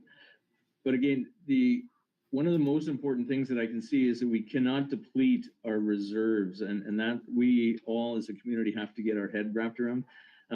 Black Creek Matheson, just north of Kirkland Lake, allowed that to happen, ended up being proposed with a 23.3% tax increase. They settled at 15.5%. 5, just cause, but it was because they allowed not to have tax increases. And they said, we'll just keep using the reserve and we cannot allow that. Mhm. That's a good point. I'd like to do a quick little scenario of what a taxpayer is paying, what the rate is in your area versus what the rate is in my area down here. And like I said, to know on a similar valued property, who's paying more and how much more. Yeah. Yeah, and another addition that we're gonna have to look at, I just had a Ontario OPP board meeting. Yeah. And we have to, by legislation, have it into effect by April 1st. And the municipalities are gonna cover the costs of these. So there are gonna be costs in 2024 to this because there will have to be liability insurance on these boards. On a police service board, is that what you're saying, Madam Mayor? Yeah, they're just, Detachment board. they're a detachment board, and we're Okay. part of the Superior East Detachment Board. And I'm not exactly sure where we're gonna cover the funds for that this year. Is there any idea of what that could cost the township this year? Not really, except it's going to have its own insurance. It has to have its own administrative staff to do the minutes. It's going to have accountability and transparency. They gotta meet quarterly, and they have to have some sort of website, or one of the municipalities will have to host for them to put the minutes online. And then there will be some travel. There is one conference a year that they can go to, depending. It will be created by the board itself. They will present the budgets to the councils, and then the board themselves will decide with proposals to councils on how these funds will be divided amongst the 5. We have 5 communities in our board. And so I had a quick phone call with one of the other mayors after our meeting today, and I don't see this being under about 125,000 a year for the entire board. And so you're looking at about 25,000. And that's if they're keeping the expenses to a minimum. The provincial appointees already we're legislated to pay them an honorarium. So all 9 board members are gonna have an honorarium. There's no way you're gonna have 2 members sit on your board that have an honorarium without the other 7, so. Is the idea of Ontario Police Service Board new in your area? Yeah, there were section 10 boards. We used to have a board in Hornepayne. I think it disbanded about 20 years ago or 18 years ago, something like that. We didn't have to have one since then, so we've had no expenses beyond our regular OPP expenses. This board is going to be above our OPP costs. Okay. And we will still be subject to this per household cost for OPP. Yes, yeah. But so it is going to be a direct increase too. And I don't think, and I said this to the mayor, it was the mayor of Wawa that I was speaking to, I do not think it's fair that one community do all the in-kind support for this when it's legislated from the government. So there will be costs to it. Okay, we've had police service boards down this way for many years, and I've not been in any municipality that has paid $20,000 or $25,000 to an Ontario Police Service Board. I don't believe. Maybe I'll reach out to some people I know and see how that works down our way, whether there's any funding for that through the province or through the OPP themselves. But I'll reach out and see what I can find out. My understanding is there's no funding available. We did put in remarks, I believe, to the effect that the cost that it's going to cost us as a municipality. And we do not want to be left out of the board because we've had to fight tooth and nail to ensure that we always have police services in our community. But anyway, I just want to put that as well. That'll be part of this budget. And also, do we have any idea if we have a surplus at all from last year? No, it's, again, it's been something that I've done some work on the year end, but it's been a real trial and, for me to try and search and find things. And again, I'm going to congratulate staff. You've got a great staff to help me, especially Bonnie, when Melissa was away. She was great, and Eileen as much as she can. But anyway, I've got some of the year end, sort of sorted out, but it's still going to take quite a bit to finalize and then get the audit completed. So I couldn't even give you any kind of an estimate at this point in time. Okay, thank you.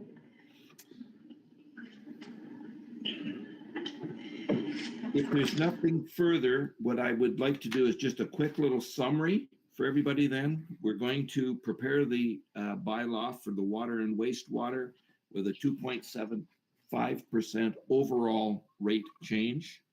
We're going to prepare a long-term debt projection with some estimated what the annual cost would be. Look at the current long-term debt at the same time. And a couple of little side things I want to look at myself, just some comparisons of where the taxes are, the tax rate in your area versus down here and maybe some of your neighbors. And I'll look into the Ontario Police Service Board as well to see if I can find out anything that might help there. Overall, I have said we're now looking about 3.6%, and I'm not getting anybody definitely saying there's no way we can do that. So if I don't, I don't know what else we could do. I know when I've gone over these budgets with the various departments, we've tried to cut wherever we can cut. And I think it would be very difficult to cut any further without cutting some services. And that's why we had to talk about like even the students for the summer programs at the arena. Is it something you want to continue or not? And I think we've got that one resolved. But if I don't hear anything further, we will put these things together with the hope that we'll provide that to council and then try and prepare the final report and bylaw for the budget for your first meeting in March. And the bylaw for the water and wastewater will come next week at your second meeting in February. Okay? So that increase to municipal tax rate is how much? 3.6 is what I'm estimating we're at right now, with adding one more adding 2 summer students for the arena and taking one away from grass cutting. Okay.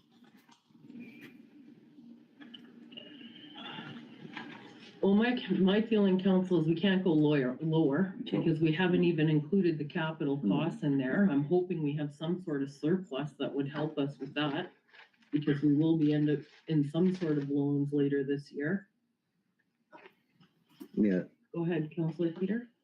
Can we, maybe through you, Madam Mayor, this would be for our EDO. I don't know so if we got basically 150,000 combined for the grant for the ball field, and we have a few other chunks that we can throw at it, like the hot tub fund and a couple other small items. Are we allowed, is there a certain amount that we have to match it, or can we use that plus a little bit more to say, just get the playing surface done? They won't let it in. TF grant, it's for the design, the engineering, It's all or nothing. Okay, thank you.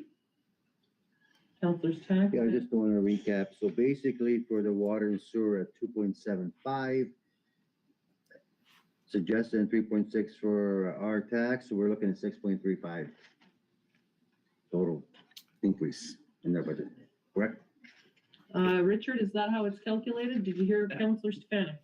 Yeah, not really. If you combined the two, you'd have to look at, how do I explain this? We're talking two different things here. So you shouldn't just add the two together. You're talking a service of getting a water at your tap and sewer to take away the waste. And I the understand. rate increase on that we're looking at is 2.75. The Correct. municipal tax rate, which provides for your road, your administration, your fire protection, all your recreation, and you do have a lot of recreation for a small municipality. The cost of keeping that going for another year is going to go up by 3.6. They're two different things, and I don't think you should add the two together. I wouldn't want the taxpayer to think you're looking at 5.35. No, Okay, so just for clarity, we're looking at a 3.6% to the tax rate? That's what I'm at right now, yes. And that's by taking the 3.34 and adding one more student, basically. And I'm saying that Okay, student. so from this, because you need the amount. Yep. The top end amount, so that you can prepare the bylaw for March the 6th, Yes, correct? correct. So is council in agreement that we do a 3.6% increase and no more than that? And then Richard, does that give you enough allowance to work within the budget? Yes, I believe it does. I think we've got everything in there now. The capital, like I said, we're drawing most of the capital from borrowing or from grants or from drawing down your reserves. And the operating the operating costs, we're looking at 3.6. Okay, so, but we have further work to do on the capital because we have to figure out how we're gonna pay for that into the future. Yes, So, that's really. and for the water and the wastewater, I'm just getting clarity because I have to do the CFNO announcement. Yeah. And I don't want it to be wrong. So with the water and the wastewater, we're doing an increase of what to the water and a decrease of what to the wastewater. Let me just confirm this from my notes here. 0.7. Okay. Yeah, Overall. we're doing a 5.7% increase in water rates and a 1.43% reduction in wastewater rates. Equals 2.75. Right. Okay, 5.7% increase to water rates and a reduction of 1.43% to wastewater. Yeah. Okay. Is council, any further discussion, or are you,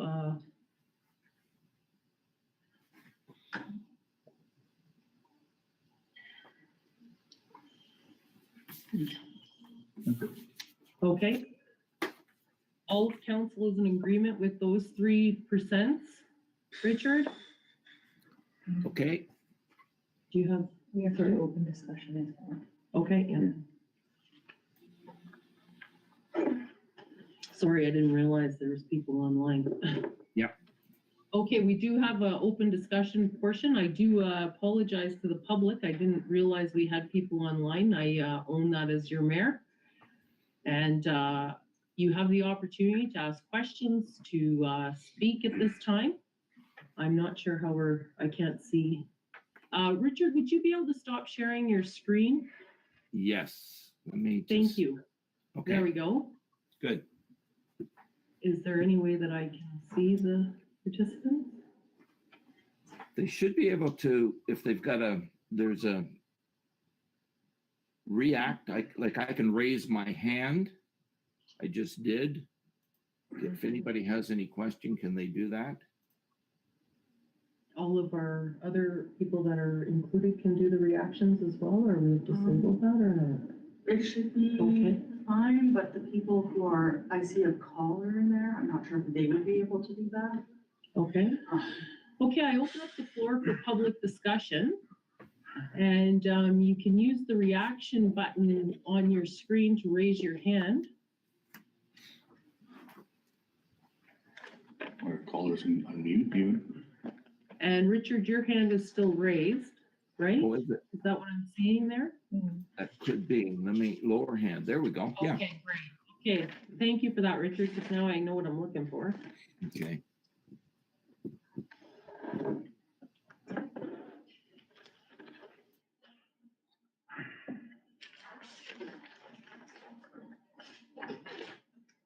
Go ahead, Melissa. I just have, a question about the donations. I see that there's a donations, budgeted in the arena and also for the Capitol, the arena and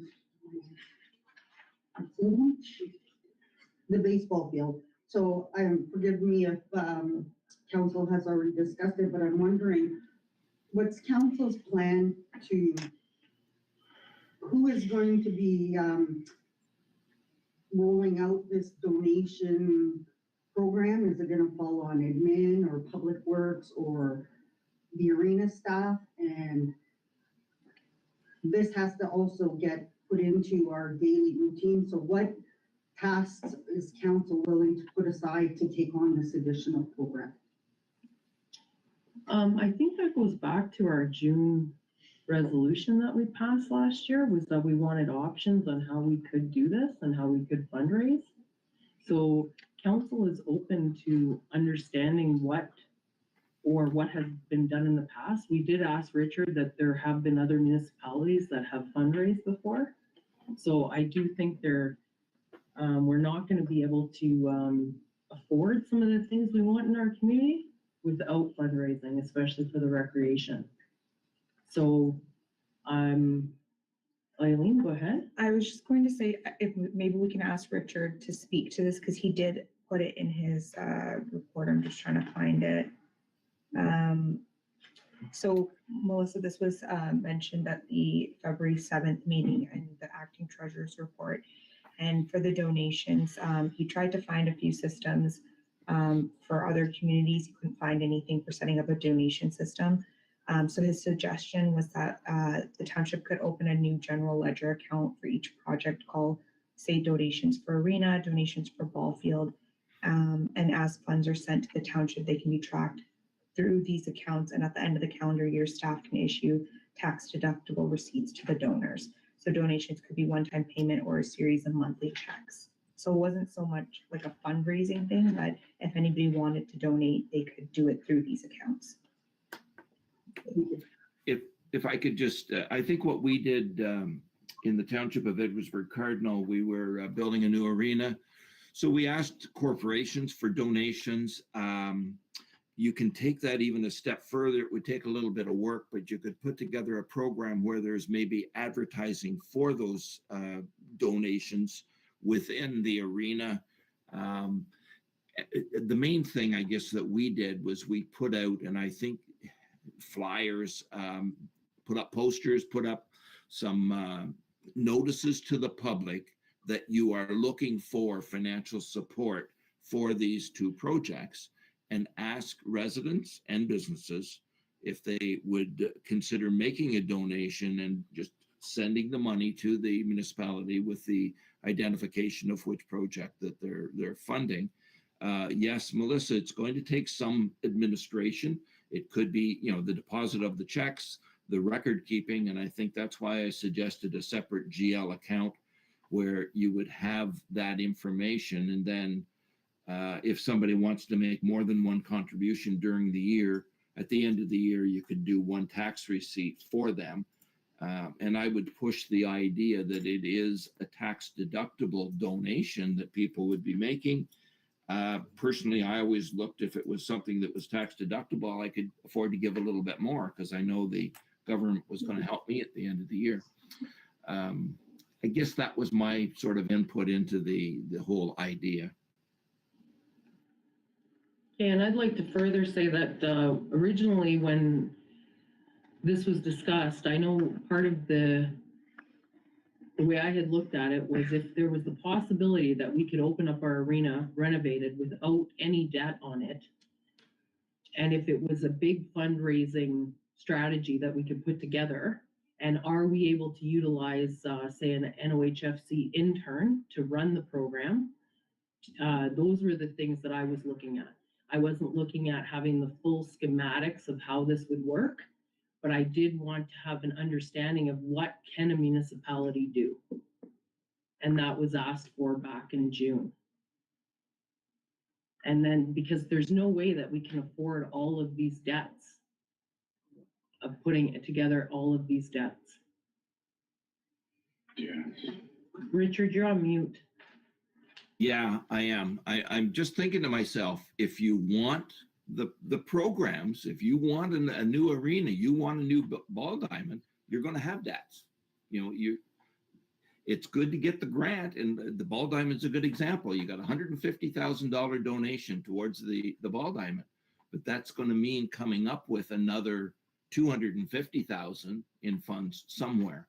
And so I don't want to say don't apply for more grants, but I'm kind of thinking maybe that's what you need to consider for a bit, because every time you are successful with a grant and you put in a new facility, it's another facility that's got to be maintained. Once that ball diamond's in, it's going to be some extra annual cost to maintain, and you don't have the funds and reserves to keep doing this. So I just caution you for future.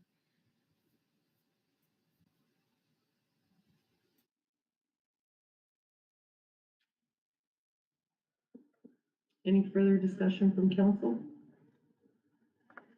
Any further discussion or questions from the public?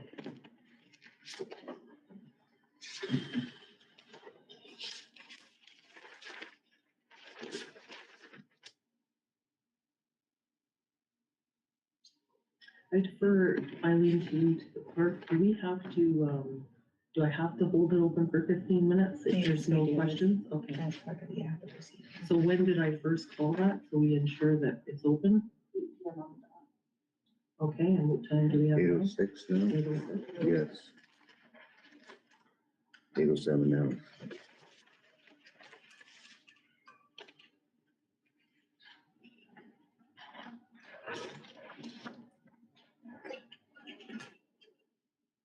I didn't catch that, Eileen. Is your bylaw procedure need to say if there's public availability for public input, that you have to wait for so long to give them an opportunity if anybody's got any comment or questions? That's correct. Our procedural bylaw states that we have to allow a minimum of 15 minutes for public Okay. discussion. So Okay. we started at 8 and we have till 8:15. Okay.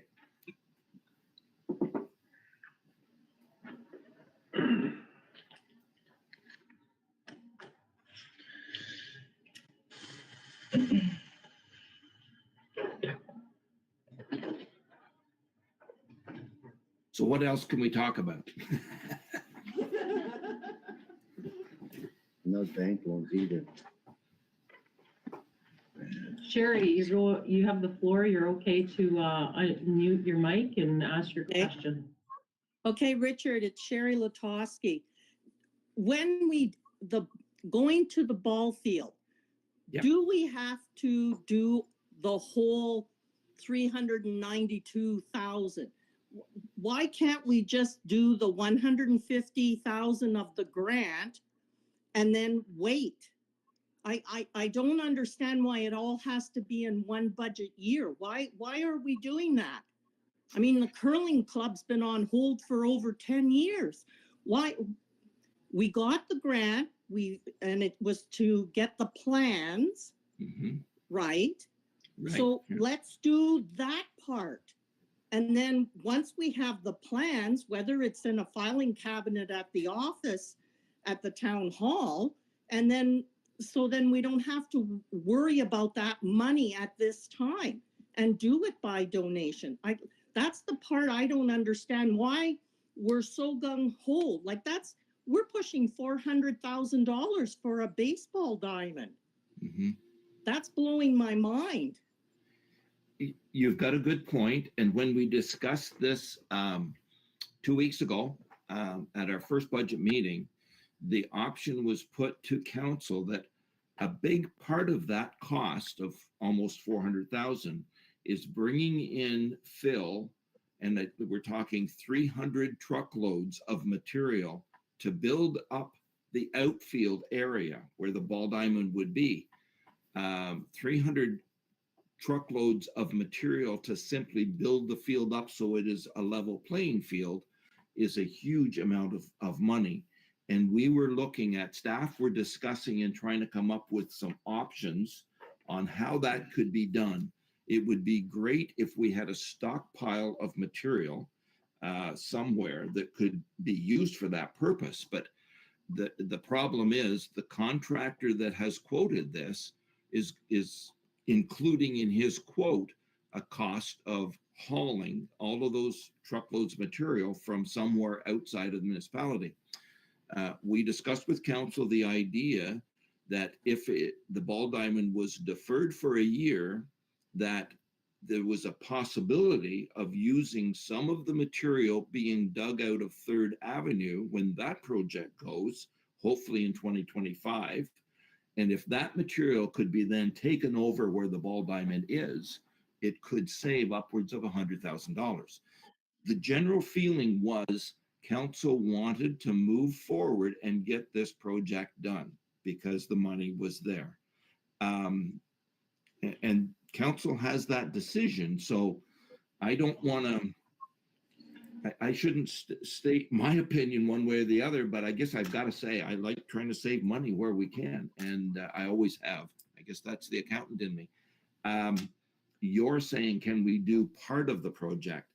The problem is the first thing you do if you want to have a ball field that you can use is you got to have a level playing field, because my understanding, and I haven't seen the area, but there is quite a drop off where in what would be the outfield area, and that needs to be built up quite a bit. I hope that answers part of your question, Sherry. Yeah, but does it have to be all done at one time? I mean, we're going to be adding on to the arena. There should be fill there because we're expanding the arena. So you're saying 3rd Avenue, there'll be fill when we add on to the arena. I mean, it doesn't have to be all done. The ball field that we originally had was all done by volunteers in the past. Like, I'm just saying, why do we think we need to have it all done in one lump? That's the part I'm having trouble with, councillors.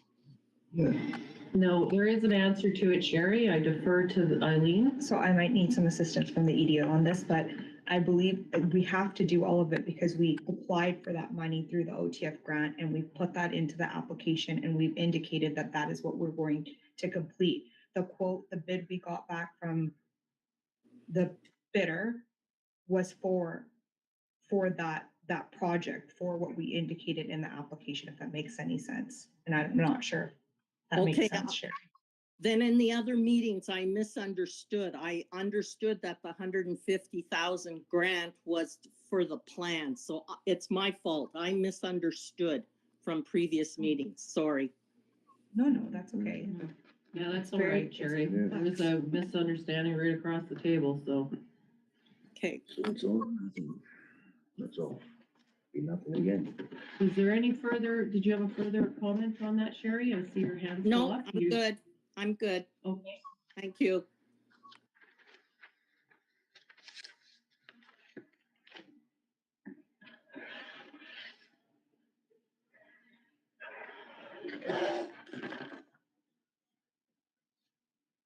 Councilor Peter Kissmaker, go ahead. With the, through the Madam Mayor to the EDO, with the location of the proposed ball diamond, I'm just trying to work within the guidelines that was given to us. As Richard alluded to, a major cost is the fill to bring it up to grade. If possible, I'm not saying I can't think of a place offhand, but if possible, if there was a more ideal location, say that was flatter and had well-drained area that would say knock the cost down considerably, say down by 150 grand or whatever, just by changing the possible location, which in my mind and heart, I would like to see it because I want all to see all the recreation in one area, but the difference of not having a ball diamond and having a ball diamond, I'd like to make any sacrifice we can so we get it. Would that affect the us being able to keep that 150,000 and put in towards that? Say if the cost came down to 250 instead of 400, or it'll be because in the grant or the application for the grant, you applied for it up on Tower Road. Yes, go ahead. So we would have to do a change request on the location. So we have an extension currently, we'd have to go back to OTF to see if we could change. But we could possibly, so if we came in at like a different location, but our overall price, they don't know we just applied for a grant for the ball diamond, what it would be, and then they give us whatever money was available for what we asked for, right? We applied for $150,000 for design infill. Yeah.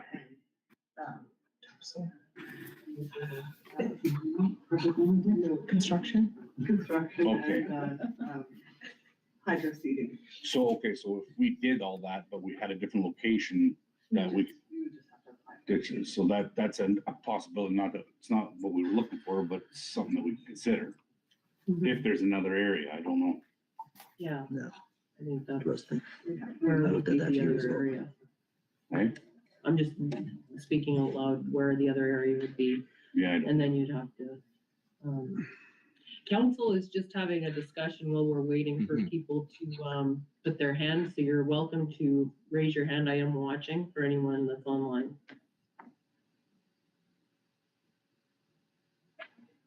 Councilor Stack. Yeah, just, we brought that issue, if you remember the softball, baseball slopage was really hot here approximately 18 years ago.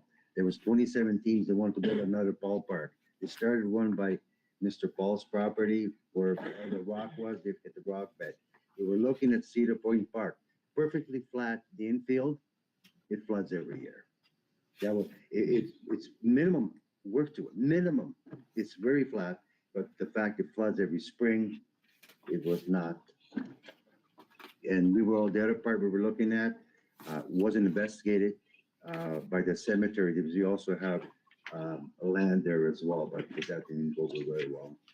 But those are about 18, 19 years ago. But those are the area, there was no other area in our community that's within our boundaries. Thank you. 8:17, okay. Okay, we are beyond the 15 minutes. I did open the floor up at 8 o'clock after council discussion. So I am going to close public discussion now with one last call of public discussion. Anyone that's online is welcome to raise their hand if you'd like to speak. Can I ask one more question? Just Yes, another go ahead. thought on the ball diamond. Would any member of council have any idea of where, is there any place where the township could obtain a bunch of fill or material that would not have to be trucked in a number of miles to help with that? I just throw that out again as an idea. If somebody had some property somewhere with a material that could be dug out and moved over instead of having a contractor bring it in for, and I don't know how far away the contractor is or where he's getting his material, but I just throw that out as a further consideration for the ball diamond.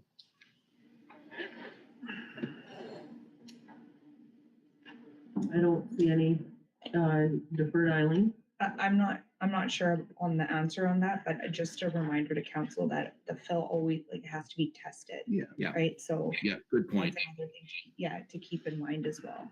Yeah, good point. All right. Thank you, Richard. Okay, I'm not seeing any further discussion from the public. I want to thank the public for coming and listening tonight to council deliberations. And council, so we have set forth with 3.6% increase to taxes, a 5.7 increase to water, and a 1.43% decrease to wastewater. And that's the direction that we're giving to staff to bring back bylaws for us. In agreement? Okay. Then moving on, if there's no more further discussion, I'm closing discussion and we can move on to an adjournment. 7.1 is the confirmatory bylaw. If I can get a mover and a seconder, please. Moved by Councillor Peter Kistemaker, second by Councillor Ted Sheneman. Be resolved that bylaw number 2058 being a bylaw to confirm the proceedings of council at their special meeting held on Wednesday, February 14th, 2024 be hereby read first and second time and be considered read a third time and finally passed. Those in favor? And that is carried. And finally, we have adjournment moved by Councillor Drago Stefanik, second by Councillor Belinda Kistemaker. Be it resolved that council does hereby adjourn the special meeting of council held on Wednesday, February 14th, 2024 at, what time do you have there? 8:19 PM. Those in favor? And that is carried, none opposed. Thank you, council, and have a happy Valentine's Day. You do.